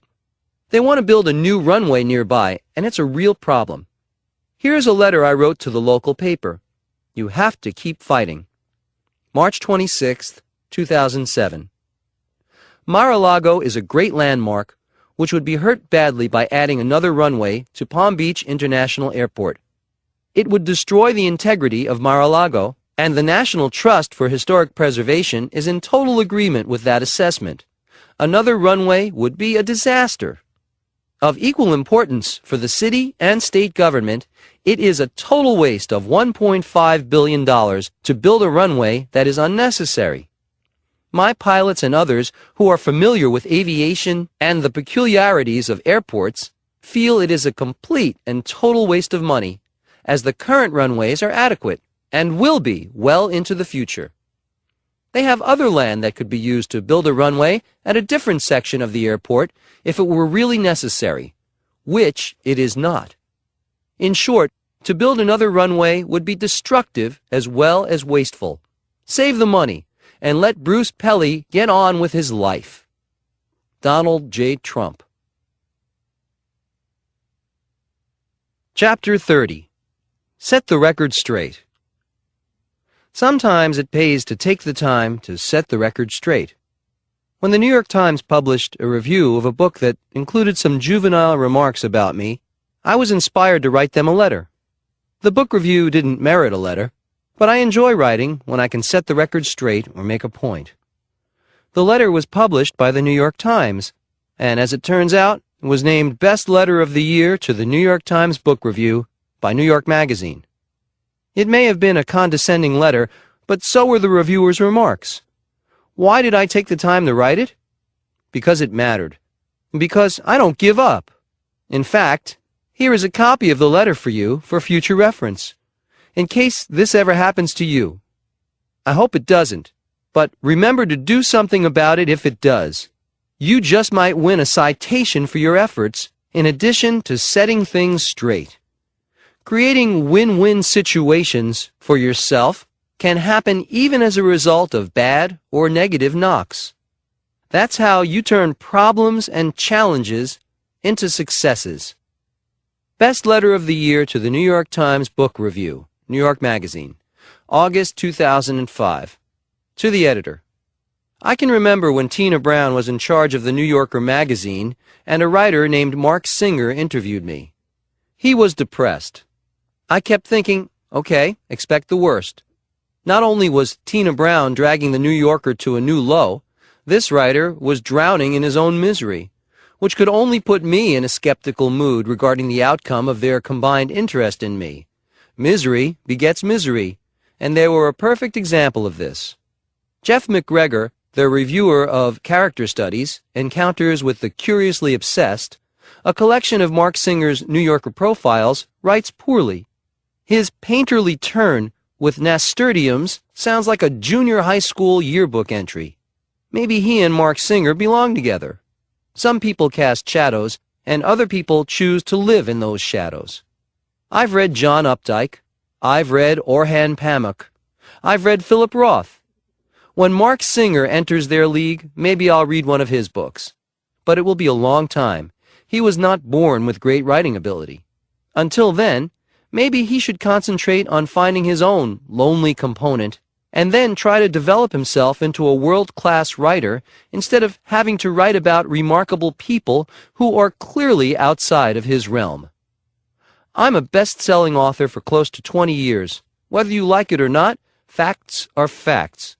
The highly respected Joe McQueenan of the New York Times Book Review mentioned in his article of March 20th, 2005, Ghosts in the Machine, that I had produced a steady stream of classics with stylistic seamlessness and that the voice of my books remained noticeably constant to the point of being an astonishing achievement. This was high praise coming from an accomplished writer. From losers like Jeff McGregor, whom I have never met, or Mark Singer, I do not do nearly as well. But I'll gladly take Joe Queenan over Singer and McGregor any time of the week. It's a simple thing called talent. I have no doubt that Mr. Singer's and Mr. McGregor's books will do badly. They just don't have what it takes. Maybe someday they'll astonish us by writing something of consequence. Sincerely, Donald J. Trump, New York.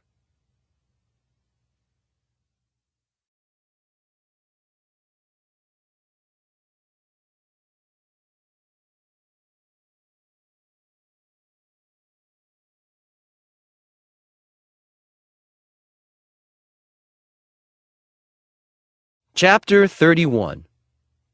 Do give up on complainers. I don't believe the customer is always right. Here's a good example. I read recently that Sprint Nextel has cut more than 1,000 customers for being too high maintenance. Apparently, these clients call customer service too often and make what the company says are unreasonable requests. While the average subscriber calls customer service less than once a month, these 1,200 subscribers getting released by the company call 40 to 50 times more frequently. All the excessive complaining has frustrated management to the point that the business just isn't worth it anymore. Sprint says they've done what they can to try to resolve the issue, but because the complaints keep coming in, obviously these customers will never be happy. So, they're letting them take their business elsewhere. I know how they feel. I've had customers I've taken great care of, and no matter what I do, they're never happy. So, you have to just go about your business and forget about them. Don't keep catering to complainers. A complainer will always be a complainer. They're trouble. Plain and simple. They're just not worth it.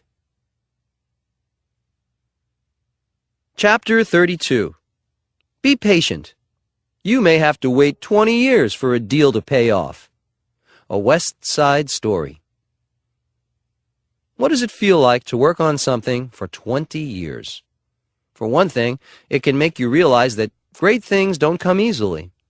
Another thing is that it will give you a sense of accomplishment that can't be denied by anyone, even by your most vociferous detractors. I should know. I've had plenty of those. People have often asked me, what keeps you going? In this case, what kept you going on a simple development project for 3 decades? There's a famous Broadway musical that became an Academy Award-winning movie called West Side Story. It's considered a classic. The score, the lyrics, and the story are timeless. It also took 10 years of collaboration between 4 very gifted people to get it up and going. I used to think of that when I was trying to get somewhere with the West Side Rail Yards in New York, which have now become Trump Place. Then one day, I realized I'd been working on it for close to 30 years, with no collaborators trying to get this going with me. I was in it alone. I think I deserve a Tony Award or 2 for that. But the story itself could win an award without spinning any yarns or singing any tunes to make it interesting. It's the perfect illustration for the title of this book, Never Give Up. This saga began in 1974 when I secured the option to buy the West Side Rail Yards from Penn Central Railroad. The city wasn't doing great, and the West Side wasn't as cool as it is now, by a long shot. But this was riverfront property, and I was getting it at a very low price. It was my first major deal in Manhattan. During the next 5 years, I was busy with my other projects, which included the Commodore Hyatt renovation, Trump Tower, and Atlantic City. At the same time, government subsidies dropped for the sort of housing I was considering for the location. In addition, I had great opposition from the West Side community, which was notorious for their reluctance to change. It was a tough situation, and I was busy with other things. So I gave up my original option in 1979, and Penn Central sold the rail yards to someone else. The team they sold it to was smart, but they didn't have much experience in New York. You need a solid knowledge of rezoning, which is a complex fact of the real estate business in this city. They finally got the zoning they needed, but erred in giving too many unnecessary concessions to the city, in addition to many other mistakes, and they were forced to sell out. This was a huge development, and they weren't prepared for what it entailed, nor did they know how to promote it. I wasn't surprised to receive a call in 1984 telling me they were interested in selling. I agreed to buy it for $100 million. That's about $1 million per acre for waterfront property in Midtown Manhattan. If you consider that the Coliseum site, now the Time Warner building at Columbus Circle, which is not too far from the rail yards and is very small in comparison, was sold for $500 million very shortly after I bought the rail yards, you can see that it was a tremendous deal. That was 1984, and now it's 2007. Trump Place, which is comprised of 16 high-rise residential buildings overlooking the Hudson River, is almost finished, but not quite. It has been quite a ride. But let's get back to how it happened. I realized I'd have to make this project beneficial and attractive to the city in the hope they would give me the zoning I needed. What that would be, I didn't yet know, but by coincidence, shortly after I bought the rail yards, NBC announced they were looking to relocate. They'd been at Rockefeller Center for years and were considering a move to New Jersey, which would save them money due to lower taxes and lower real estate prices. My idea was to offer NBC enough space to comfortably relocate to the west side while still being able to build my residential project as planned. I then realized the site was ideal for television and motion picture studios, regardless of whether NBC was interested. I decided to call this part of the project Television City. That would attract attention and hopefully generate some excitement. I would also plan to build the world's tallest building on the site and announce that to the press. You can imagine the interest that generated. Just as had happened before with Wollman Rink, Mayor Koch and his allies were against any and all of my ideas. People said I wasn't being reasonable, but the controversy I stirred up managed to keep this project in the news. I'm big on promotion because promotion works. It helps to get things done. It helps to get the public interested in what will ultimately benefit them. However, the city was stonewalling my project. Koch was still bruised from my success with Wollman Rink, and he certainly didn't want to see me with any more victories. Let's just say those interim years between 1984 and 1996 were usurped by the ridiculous antics of the city. You've gotten a taste of that already with Wollman Rink. However, this 12-year period is when my tenacity was given a true test. This was the largest development ever approved by the New York City Planning Commission and the biggest project ever undertaken by the private sector in New York City. A couple of times I thought, is this really worth it? Then the challenge itself would keep me going. When I say never give up, that applies to me, big time. I used seemingly detrimental factors to my benefit. For example, in the early 1990s, things were not good in New York City, but that meant that it was easier to get the zoning I needed. A few years later, I started to build in a rising economic climate, which is the ideal situation. Things started looking up. However, it never was easy. Patience is a word not normally associated with me, but you can see that, in fact, it's very much a part of my being. Because I hung in there, we eventually got the approvals we needed, and were finally able to break ground in 1996. Through the years, my plans for this site changed, and Trump Place evolved into a fantastic residential property that has greatly improved the west side. The 16 high-rise buildings are each unique and very beautiful in their own way, and the community-enhancing 25-acre Riverside Park offers bicycle paths, waterfront walking, picnic and sporting areas, and a pier.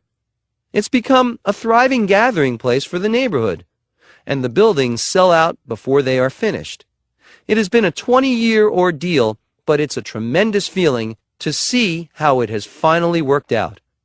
I think everyone's happy about this one, except maybe for former Mayor Koch. If you visit New York City, be sure to visit the pier and look behind you at the magnificent stretch of buildings along the Hudson River. It's quite a sight. Coach Trump. Make it happen in your life. Remember that some things are worth waiting for. Plans can change, sometimes for good reason. Everything has a flip side. Be ready for both sides to surface. Be prepared to wait. Have you waited 20 years for something yet? No? Then complaints will not be accepted. Keep working, keep waiting, and of course, never give up. Chapter 33. Fred Trump's 4-step formula for getting things done. I learned a lot from my father. I learned about competence and efficiency. One of the best pieces of advice he ever gave me was his favorite formula for success. I call it the 4-step formula. Get in, get it done right, and get out. In looking back, I realize I also learned this by watching him in action. That's how he operated, and it worked. Some people say that I'm blunt, that I'm brash, that I'm no nonsense. That's all true. To me, it's a compliment because that's how I get so much done. That doesn't mean that I'm not patient, because I am. But when it's time to get moving on something, the best thing to do is get moving. I've seen people wait so long for their golden opportunity that by the time they get around to doing something, it's too late. Let's break this formula down. 1. Get in is shorthand for getting started. If you want to be part of the action, you can't watch from the sidelines. Give yourself a goal and focus on it. Write it down. There is a lot of information now that proves that making lists, even if you are able to do it in your mind, which I am, is effective. In fact, 3 lists should be in your mind at all times. Your daily goals first, your year's goals second, and then your lifetime goals. Look at or think about these lists daily. It will help your focus tremendously. A lot of people don't realize that stress is directly related to loss of focus. So if you learn to control your power of focus, you'll be on your way to conquering stress in your life. 2.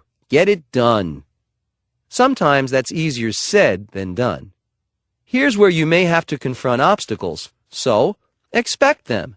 Expect problems. They are there to bring you closer to getting it done. It's amazing how much this attitude will help you in life. Your attitude will be, that's to be expected, versus, poor me, look what's happening. Keep your focus on getting it done, and your problems will seem like nothing more than part of the day, like sunrise and sunset. 3. Get it done right. Here's where I can be, and have been, labeled difficult. I know what great is. I know what mediocre is. Mediocre and I do not get along.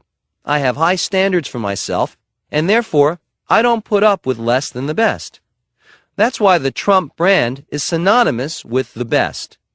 If you have a product or a brand or a business, you'd better have the same attitude, or you're not playing hardball.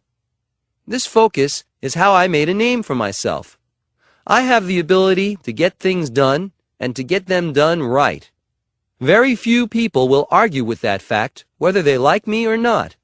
I can deliver the goods, and they know it. Rock solid is rock solid. Work toward that reputation for yourself. 4. Get out. This approach will clear your slate for all the new and exciting projects that are waiting to be done by you. This is another example of disciplined focus. When a job is finished, it's your time to move on. I have people who will look after my developments, and there is no reason for me to spend my time doing what other people can do. My job is to find new projects for everyone to work on. Figure out what your job is and streamline your activities and mental energy to focus on that. Considering the scope of my businesses and the fact that I am actively involved in all of them, I think you can recognize the fact that I employ the 4-step formula on a daily basis. Day in, day out. That is how I organize my thoughts and my days. It worked for my father, and it works for me. Make it work for you. Chapter 34. The turnaround always starts with creative, positive thinking. 1,200 foreclosed apartments in Cincinnati.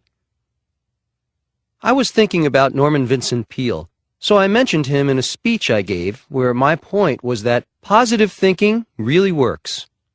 Dr. Peale wrote the classic book on this topic called The Power of Positive Thinking, New York, C.R. Gibson, 1956. I attended Dr. Peel's church in New York City, and I heard him speak some years back. What I took away from his speaking is that positive thinking is creative thinking. You can't be positive unless you also make an effort to think creatively about your situation. Dr. Peel was a tremendous storyteller, and I also like to tell stories to illustrate a point. This chapter tells the story about how something that's a mess can turn out brilliantly if you are positive and creative in your approach. I was always interested in foreclosures and would spend my time in college reading the listings of federally financed housing projects in foreclosure. That's how I found Swifton Village in Cincinnati, Ohio. My father and I bought it together, and it became my first big deal. I was still in college. Swifton Village was in big trouble. There were 800 vacant apartments out of 1,200. The developers had faltered, and the government had foreclosed. It looked a mess. However, I saw it as an opportunity. Even the fact that there were no other bidders did not discourage me. That's often when you can get the best deals. My father and I put in a minimal bid for Swifton Village. The project had cost $12 million 2 years earlier, and we paid less than $6 million. We got a mortgage for what we paid, plus close to $100,000, which we'd use to fix up the property a bit. This means we got the project without putting down any of our own money. It would also be possible to cover the mortgage from our rent proceeds. Our first big challenge was to find tenants who would pay rent. That doesn't sound like an outlandish request, but this complex had a reputation for rent runners. These tenants would rent a trailer, pile into it with their belongings in the middle of the night, and be gone. They had it down to an art form. I realized we'd have to hire someone for round-the-clock patrol, which we did. We also wanted to make some improvements because the place was pretty dilapidated. Considering the size of the complex, that would require $800,000. Fortunately, to cover this cost, we were allowed to increase the rents immediately, something that was easier in Cincinnati than in New York. Some of the improvements we made included replacing the ugly aluminum front doors on the apartments with colonial white doors. We also put white shutters on all the windows, which considerably improves the aesthetics of a large mass of red brick buildings. We made sure the grounds were properly landscaped and maintained, and that the apartments were freshly painted and perfectly clean. The change we made was impressive. When we were finished, we ran newspaper ads in Cincinnati. People came and were impressed. In less than a year, Swifton Village was 100% rented, and it looked fantastic. It was a beautiful place to live. The next crucial challenge when you have a complex this size is to find a project manager. We went through at least 6 or 7 before we found a person suited for the job. I'll never forget this man. He wasn't politically correct. He was as incorrect and insulting as they come. He was the personification of a con man. As it turns out, he was a con man with a very colorful record of multiple swindles and cons to his credit. But he was a fantastic manager. He could work quickly and get things accomplished. The other managers were perhaps more honest, maybe more affable, but they were ineffective and nowhere near as sharp. I knew I'd have to keep my eye on this guy, but at least things would get done. He also knew how to collect rent, which is not always an enviable job. That's another thing that made him suitable. This wasn't an easy situation from the get-go, but it was a great lesson in human nature and looking positively and creatively at someone's qualifications. Outwardly, the guy looked and acted like a disaster, but he was the one who did the best job. He got Swifton Village running well enough so that I didn't have to be in Cincinnati very often. I knew he was probably ripping me off, but he kept the place well and people actually paid their rent. The project was a resounding success. A few years later, when I was visiting the property, I ran into a tenant who had become a friend. He had survived a concentration camp in Poland, so I knew he had street smarts, and I respected his opinion. He told me I should get out, sell the place. It was successful and fully rented, so I asked him why, and he said it wasn't the property or the management, but the area that was turning bad. I spent a couple days in Cincinnati to check this out for myself, and he was right. It was becoming a rough area, surrounded by equally rough neighborhoods. There was an obvious shift occurring, and not in the right direction. I decided to put Swifton Village up for sale. Response was swift, and it wasn't long before I saw the fruits of my first big deal. We bought Swifton Village for $6 million and sold it a few years later for $12 million. That's a nice profit. The thing to remember is that I went into this crummy place and decided not only to see it positively, but creatively, and look at the results of that attitude. Cultivate it in yourself. Creative, positive thinking can be a powerful source for success. Chapter 35. Get the most from every day. When I was starting out in Manhattan, I had to be courageous because I was in new territory. I did my homework and studied and watched what was going on, but I was paving my own way here, and I had to appear confident, or I knew I'd never make it. Every day mattered, and every day was important. This was the big time, and I knew it. I've never lost that edge. I still feel that way every day, and I think that's one reason I've managed to achieve as much as I have. Confidence can get you where you want to go. It's so much easier to achieve when you feel good about yourself, your abilities, and your talents. That's why I'm emphasizing confidence as a way to get the most from every day. It's absolutely essential, so never let anyone undermine you, including yourself. Even if you haven't encountered great success yet, there is no reason you can't bluff a little and act like you have. Confidence is a magnet in the best sense of the word. It will draw people to you and make your daily life and theirs a lot more pleasant. Take the pains required to become what you want to become, or you might end up becoming something you'd rather not be. It's like the hub versus rim theory. Do you want to be the hub or the rim? Being the hub means you're more centered, more central. Being on the rim is being away from the action or the driving force. When I emphasize the importance of focus, that is one way of visualizing it. Focusing on the center, on what's really important in your life, can make the difference between your being the hub or on the rim. Business is full of complexities. That's what makes it so interesting. Anyone who thinks it's boring hasn't given it much thought. Business can be an art, and as an art, it is evolving and mysterious in its own right.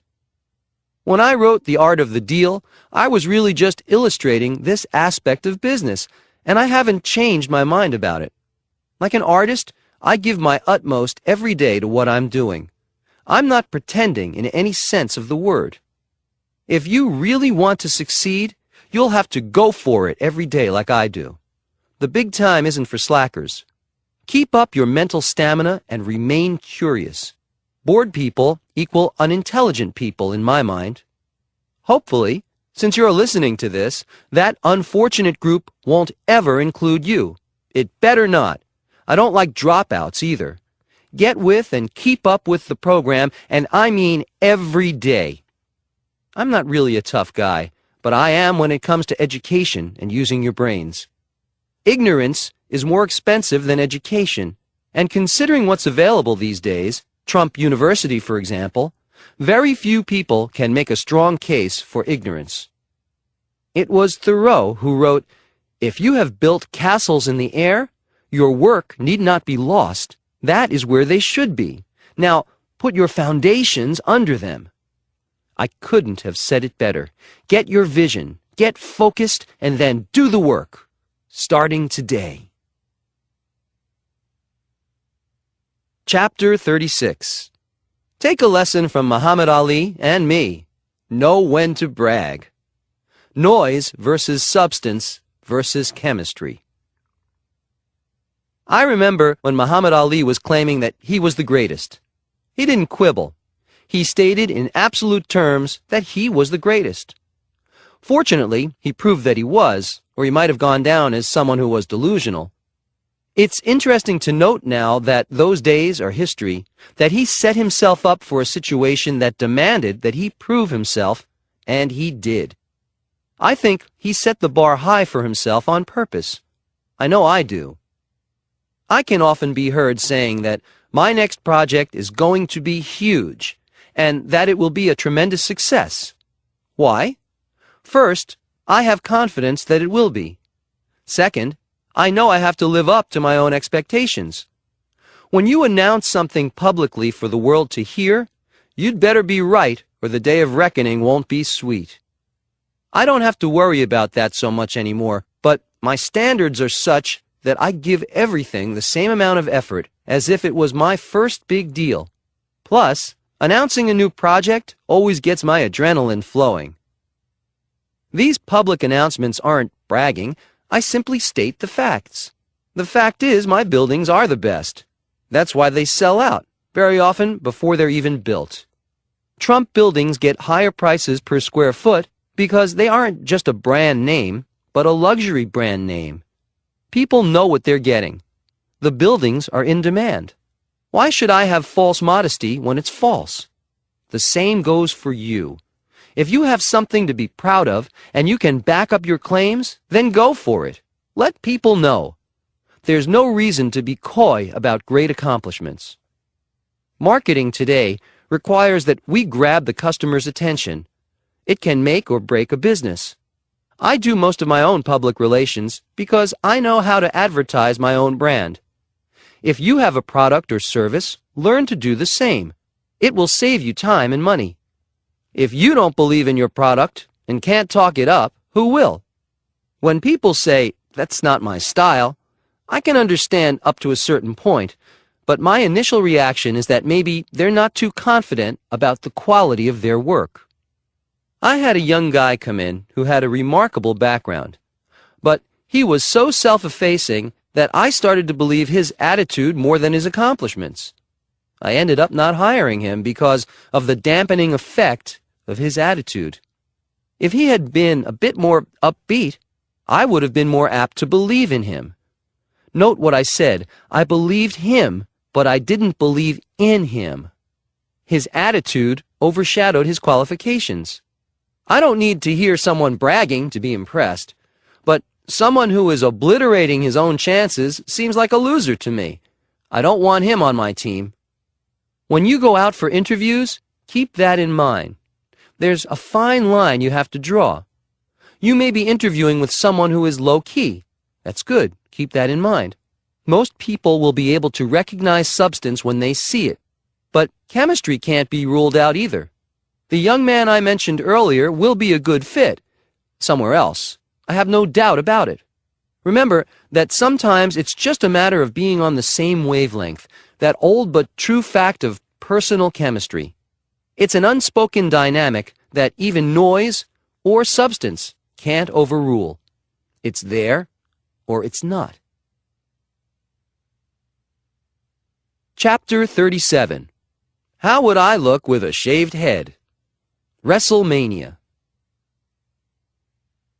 It became clear to me that wrestling is a very big deal these days, but just as I never thought I'd host Saturday Night Live, I never thought I'd get into a ring and take a challenge from Vince McMahon of WrestleMania. But I did. I guess one thing to remember is never say never, and never think never. I also never thought I'd agree to have my head shaved if I lost a bet, but I did. Fortunately, I didn't lose, so my famous hair is still there, and it's still famous. Did I have any doubts about winning? I sure did. The challenge was to remain confident and believe I would win. More than 81,000 people turned out to see what would happen. This was a new arena for me to begin with. Wrestling? I was into baseball when I was in college, and I knew a lot about it. I was hardly an expert at wrestling, which translates to I had a lot to learn. I like to know what I'm doing, and Vince and I would be picking wrestlers to represent us in the ring. After much research and consideration, I chose Bobby Lashley, and Vince chose Umaga, both top wrestlers. We had a press conference in Trump Tower a few days before the match, And during the conference, things got a little rough. Vince was taunting me, so I belted him. And the next thing we knew, Vince was on the floor. My bodyguard jumped out, our wrestlers went on the alert, but we saved the real fighting for the ring. Vince and I had been friends before, but this friendly competition was becoming something else. The wrestling event set records and was featured in the New York Times in a major article. This was big time, and the buzz ran the gamut from die-hard fans who showed up in person to millions watching pay-per-view out of curiosity. What was Donald Trump doing now? Would he really risk getting his head shaved? I have to admit, there were a few moments when I asked myself the same questions. What was I doing? What was I doing it for? Would the risk be worth it? I stood a very good chance of having my head shaved in public with millions of people watching, some no doubt gleefully. Well, I realized I liked the challenge. I didn't have to get into the ring, but it was still a match. The battle of the billionaires is how it was billed, in fact. Vince McMahon is an amazing guy, and he has been a successful businessman. Because he's an expert in wrestling, I had a few doubts about my ability to choose the right wrestler who would help me see this through triumphantly. As the buzz increased, I knew there was no turning back. I'd either win or lose. It became that simple. I liked the adrenaline rush that this caused. It was exciting, and I realized I was having a great time. You've got to love what you're doing, as you've heard me say many times before. There was no doubt that I was loving it. Winning was the icing on top. Not having my head shaved was pretty nice too, which shows that it's worth it to take some risks sometimes. This is one of the biggest public chances and challenges I've ever taken. Was it worth it? Absolutely. I recommend you take a few yourself. Life's not for the timid. Life's about never giving up. So get into the ring.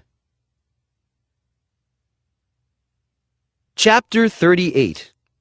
When you're attacked, bite back. A book and a lawsuit. When you've spent 40 years building a brand that is known worldwide, and then someone publishes a book that denounces your worth and damages your image and reputation, and in a scathing way, it becomes a serious issue. There is a writer with the New York Times named Tim O'Brien who had written some very negative articles on me.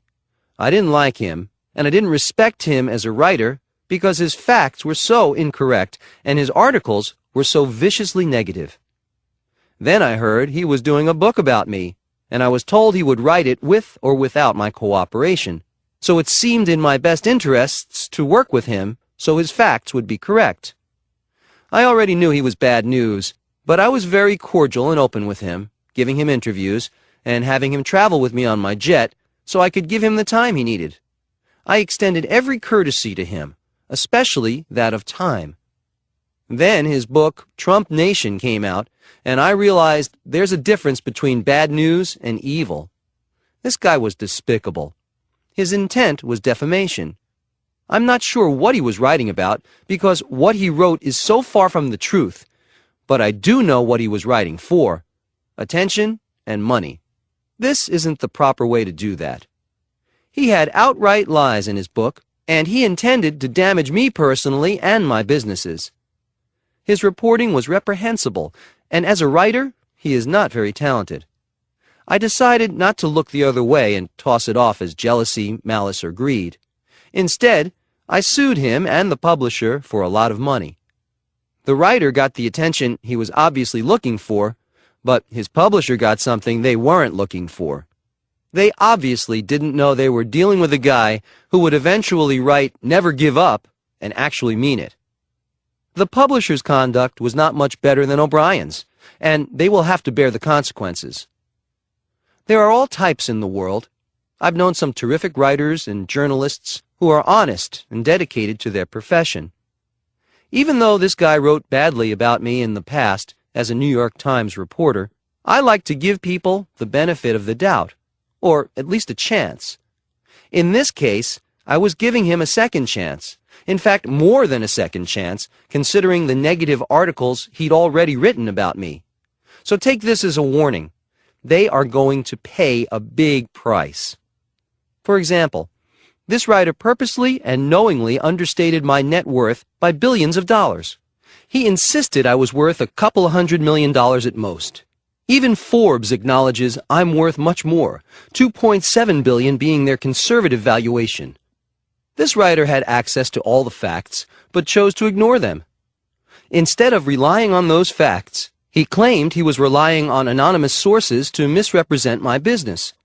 So what I did was to invite Forbes in to investigate, to go over everything, which they did meticulously, and they confirmed what they had originally found, that I was worth conservatively $2.7 billion.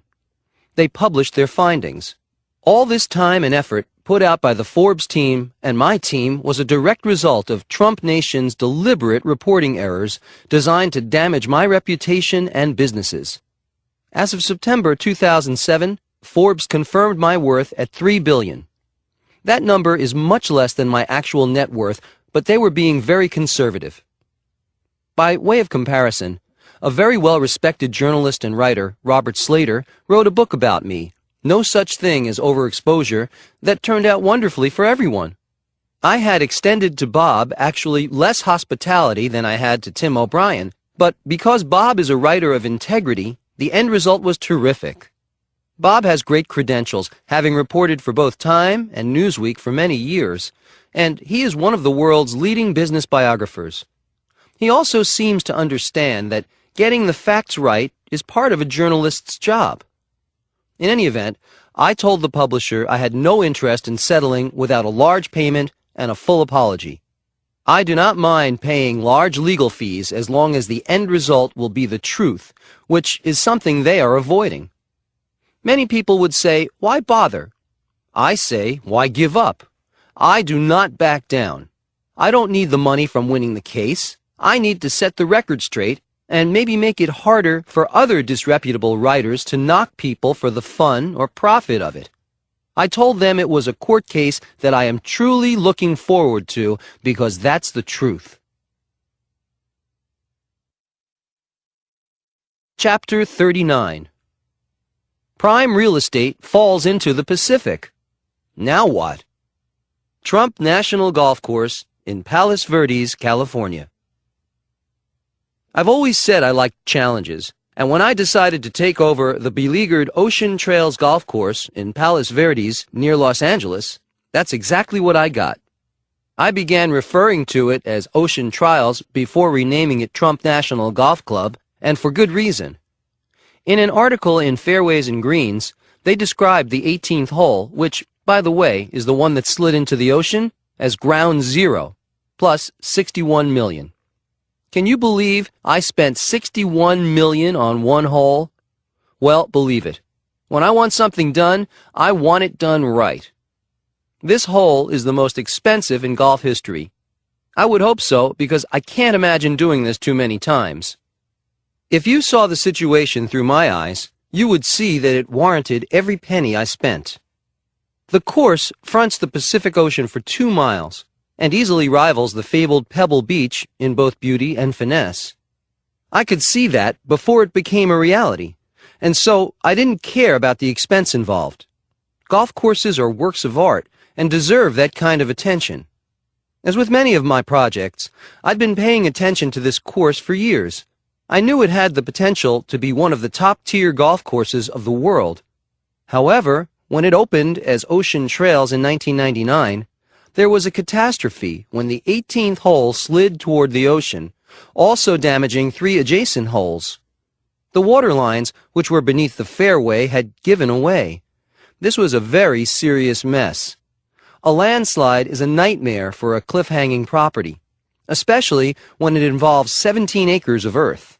Suddenly, an 18-hole course was reduced to a 15-hole course. It was a disaster for the owners, and they entered bankruptcy court in 2002. That's when I made my move and offered them $27 million for the land, the clubhouse, and the course. Compare that to $61 million for one hole. It was a good deal. I had to make a choice. Should I just fix it and be done with it because it was already a nice enough course? Or should I go all out and make it over into one of the most celebrated courses in the world. I think you can guess which choice I made. It wasn't the easy choice, but it was the best one. I estimated that to redo the entire course, including reconstruction of the fallen hole, would cost me around $265 million. So, how do I explain $61 million for one hole? Well, this is what was involved.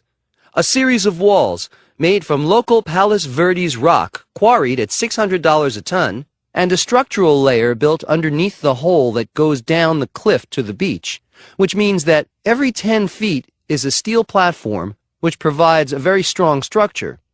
This was intricate and difficult work. I will admit I had some second thoughts about spending that much on one hole. That's a huge investment, no matter how much money you have. And the difficulties were astounding. What I did was something that I would suggest to you. Look at the solution, not the problem. I focused on the spectacular outcome I wanted, and it got done.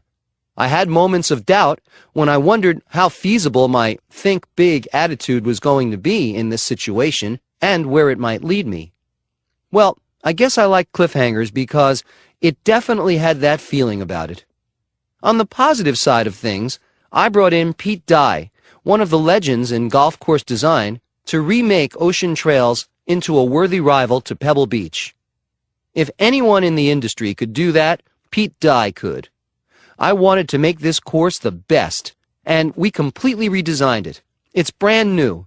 It includes waterfalls and a great driving range.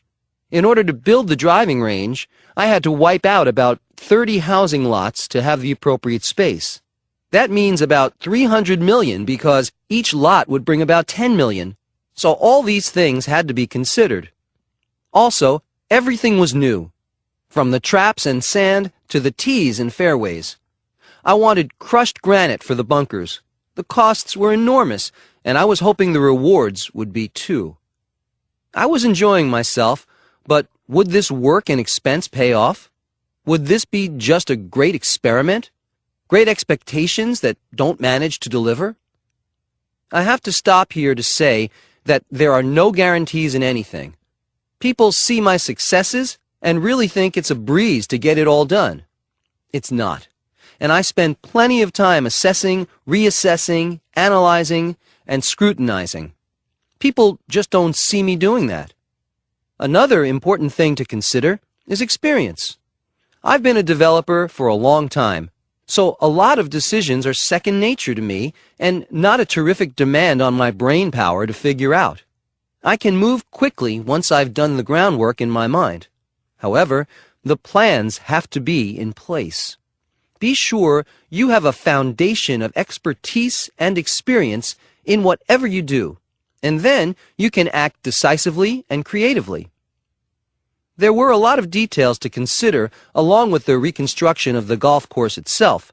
The 40,000 square foot clubhouse, for one thing, which has a restaurant that has won the Golden Scepter Award, Best New Restaurant, and the Golden Bacchus Award for its wine list. The course itself has become the #1 golf course in California, and the Michael Douglas and Friends Pro Celebrity takes place there every April. Trump National Golf Club, Los Angeles, has become a spectacular success on all levels. You might even call it a landslide. But my never-give-up moment came when, after knowing the potential of the property for years, I saw that landslide disaster and wanted to do something spectacular about it. Thinking big? What a great idea. Chapter 40. Think internationally. You've heard me emphasize the importance of keeping informed about global events, which includes political as well as financial news. I'd like to recommend to you a book that was published in 2007 that reinforces the importance of thinking internationally. It's called Microtrends: The Small Forces Behind Tomorrow's Big Changes. It's written by Mark J. Penn, who is a highly respected analyst who has been an advisor to Fortune 500 corporations and to many foreign heads of state. He has an insight into both national and international trends and events that shape our future. Bill Gates said, "Penn has a keen mind and a fascinating sense of what makes America and the world tick, and you see it on every page." Penn has a chapter on international home buyers. Being in real estate, I took a special interest in what he had to say. Penn astutely points out that foreign ownership of residential real estate in the United States is a hot trend. Globalization has torn down the barriers that have formerly separated the national from the international markets, and one result is that affluent foreigners have been drawn to real estate in the United States. I recognized this years ago, which he points out. In New York, Donald Trump was a major factor in opening up the city to foreigners. Most buildings in New York City had been co-ops, and since co-ops can reject anyone for just about any reason, they looked very carefully at absentee foreign purchasers. But Trump opened condos, and sales of condos are largely unregulated because they offer single apartments, not shares in a corporation. Now that most new buildings are condos, foreign buyers are streaming in. The important thing to consider is that more and more there is an interdependence of world economies. No one can afford to be isolationist anymore. For many years, many Americans have had second homes in foreign countries, and now the trend, as Penn points out, has hit our shores. This is nothing new, but it's relatively new to us. I think it's a harbinger of things to come, and when I first went with condos years ago, I knew it was a timely thing to do. My point is, I had been keeping up with global events for years, and it wasn't that hard for me to see this trend coming. I'm not clairvoyant, but I take the time to be well informed. You can and should do the same thing. Spend some time on international events, read books, and keep ahead of what's happening. Catching up can waste a lot of time. Having some prescience can save you a lot of time. Keep your focus global, and you may very well find yourself ahead of the game. Chapter 41. Where others fail, there's your opportunity. A Wall Street Story. On occasion, I am asked what my favorite deals have been. I have a lot to choose from, but there is something about the acquisition of 40 Wall Street that will always stand apart.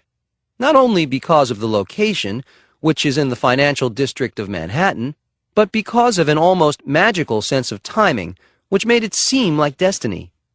That does not mean it was an easy, simple feat to acquire it, because it wasn't. But I like to use this as an example to tell people about how difficulties and challenges can add another dimension to your life, and a positive dimension at that. In addition to being the tallest building in Lower Manhattan, 40 Wall Street is a 1.3 million square foot landmark. I got it for $1 million. Even people who know very little about real estate can be duly impressed with that price. I'll tell you some background about how it came about because it's a great story. It will also illustrate the myth of so-called overnight successes. I had been watching this building for decades, and I knew a lot about it before making my move.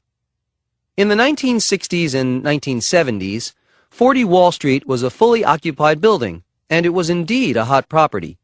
However, in the early 1980s, it was bought by Ferdinand Marcos, the former dictator of the Philippines. Unfortunately, a revolution in the Philippines required his full attention, and the skyscraper at 40 Wall Street fell into decline.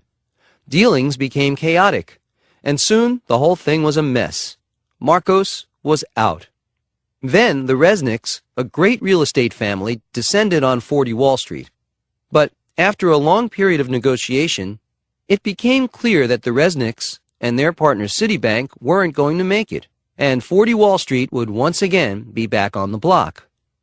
They were unfortunate to be dealing with one of the dumbest bankers I have ever known, Patricia Goldstein.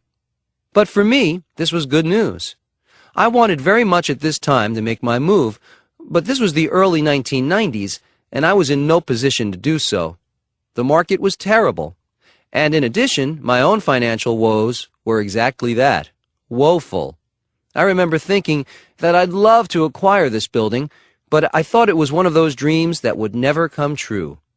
This is a good lesson for those of you who have thought that way too. Shortly after I had just about given up on my dream, something happened. It was announced that the Kinson Company, a group from Hong Kong, was buying 40 Wall Street. They made a great deal. After their purchase was complete, I called them and said I'd like to meet them about a possible partnership. As it turns out, they weren't interested in a partnership, but in making 40 Wall Street the downtown equivalent of Trump Tower, with an atrium. What they would do with the steel columns that held up the 72-story building never seemed to enter their minds. I was truly astounded. But it also gave me some hope. They obviously didn't know what they were doing. How long could they continue to hold on to a building that dwarfed them in every conceivable way? The Kinson Group did prove to be relatively clueless about renovating, running, and leasing out a New York City skyscraper. To begin with, they weren't in the real estate business, they were in the apparel business. Kinson began pouring tens of millions of dollars into the building and getting absolutely nowhere. They had problems with tenants, contractors, suppliers, architects, even the owners of the land under the building, the Heinberg family. Eventually, they wanted out, and they called me. I was thrilled. 3 years of dealing with a situation out of their depth had taken a toll on Kinson. It was now 1995, and the market still wasn't so good. Kinson had every reason to want to get out, and they wanted to do so quickly and quietly. I was in a great position due to their distress, and the negotiations began, with me offering them $1 million in addition to assuming and negotiating their liens.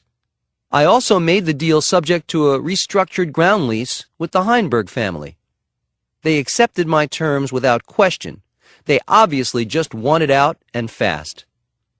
Sad as their story is, it's true to New York real estate. If you don't know what you're doing, you simply won't make it. That's another good lesson to remember. Always know what you're getting into.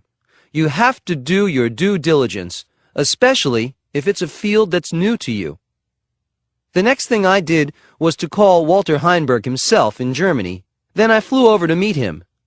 I got along very well with the Heinbergs, and they realized that after a string of losers who had owned the building, I had the integrity of their spectacular property first and foremost in my mind. They are a truly great family, and they knew I loved the building, that I would be doing everything possible to restore it to its inherent grandeur. We worked out a new lease for the land under the building, extending the term to over 200 years, and the agreement was modernized, which served everyone's best interest. However, keep this in mind. Getting to this point was a long time coming. It didn't happen overnight. I was tenacious and attentive to this property for many years. Then the question was what to do with the building. I had been advised to turn it into a residential property by almost every person who had an educated opinion to give.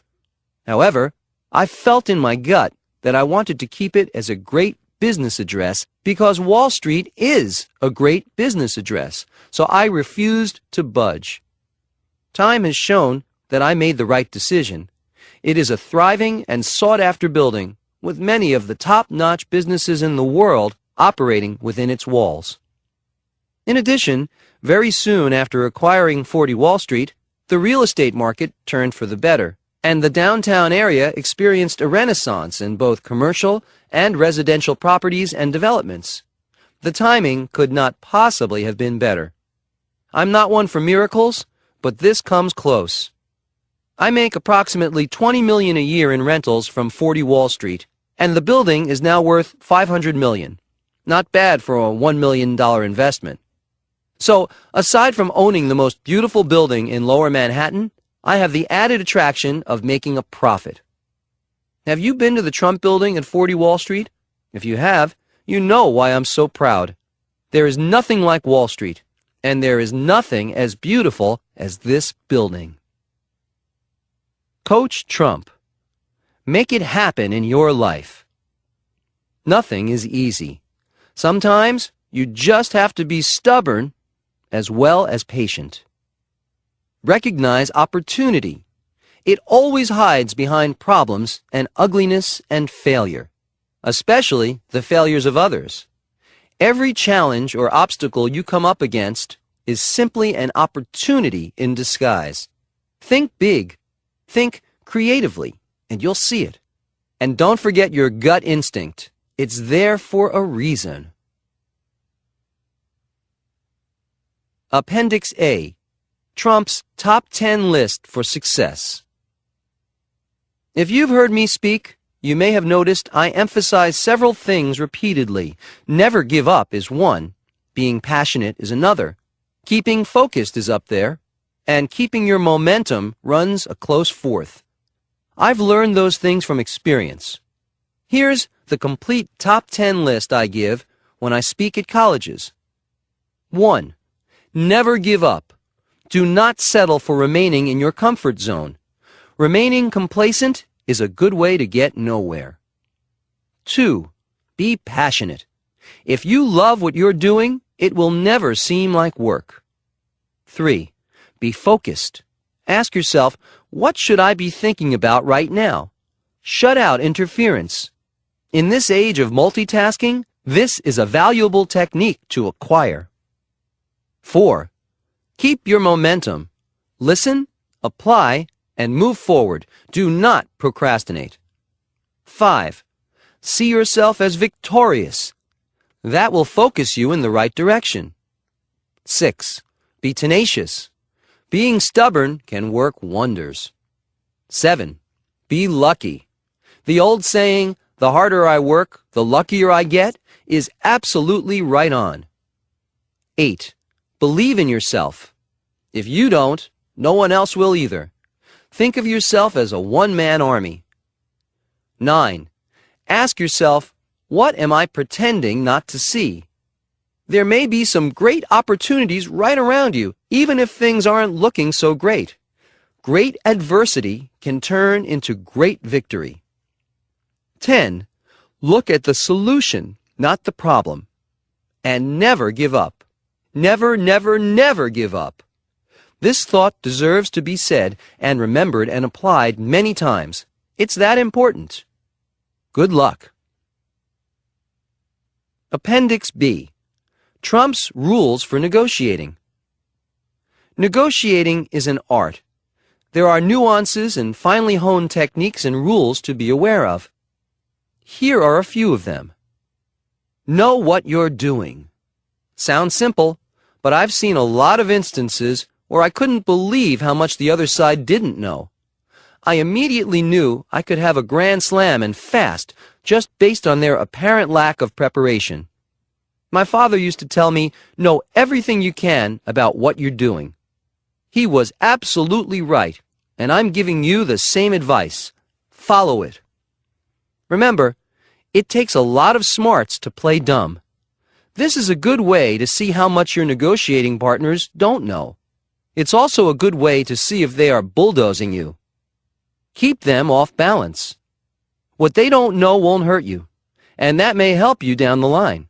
Knowledge is power, so keep as much of it to yourself as possible. Trust your instincts. There are a lot of situations that will not be black and white in negotiating, so go with your gut. Combine this with your homework, and you'll be ahead of the game. Don't be confined by expectations.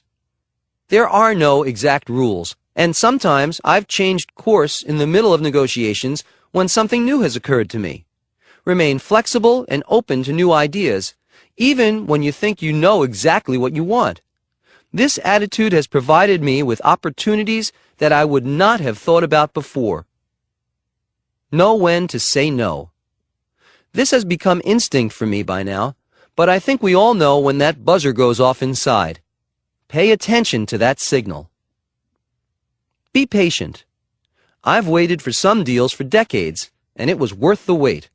But make sure what you're waiting for is worth it to begin with. To speed up negotiations, be indifferent.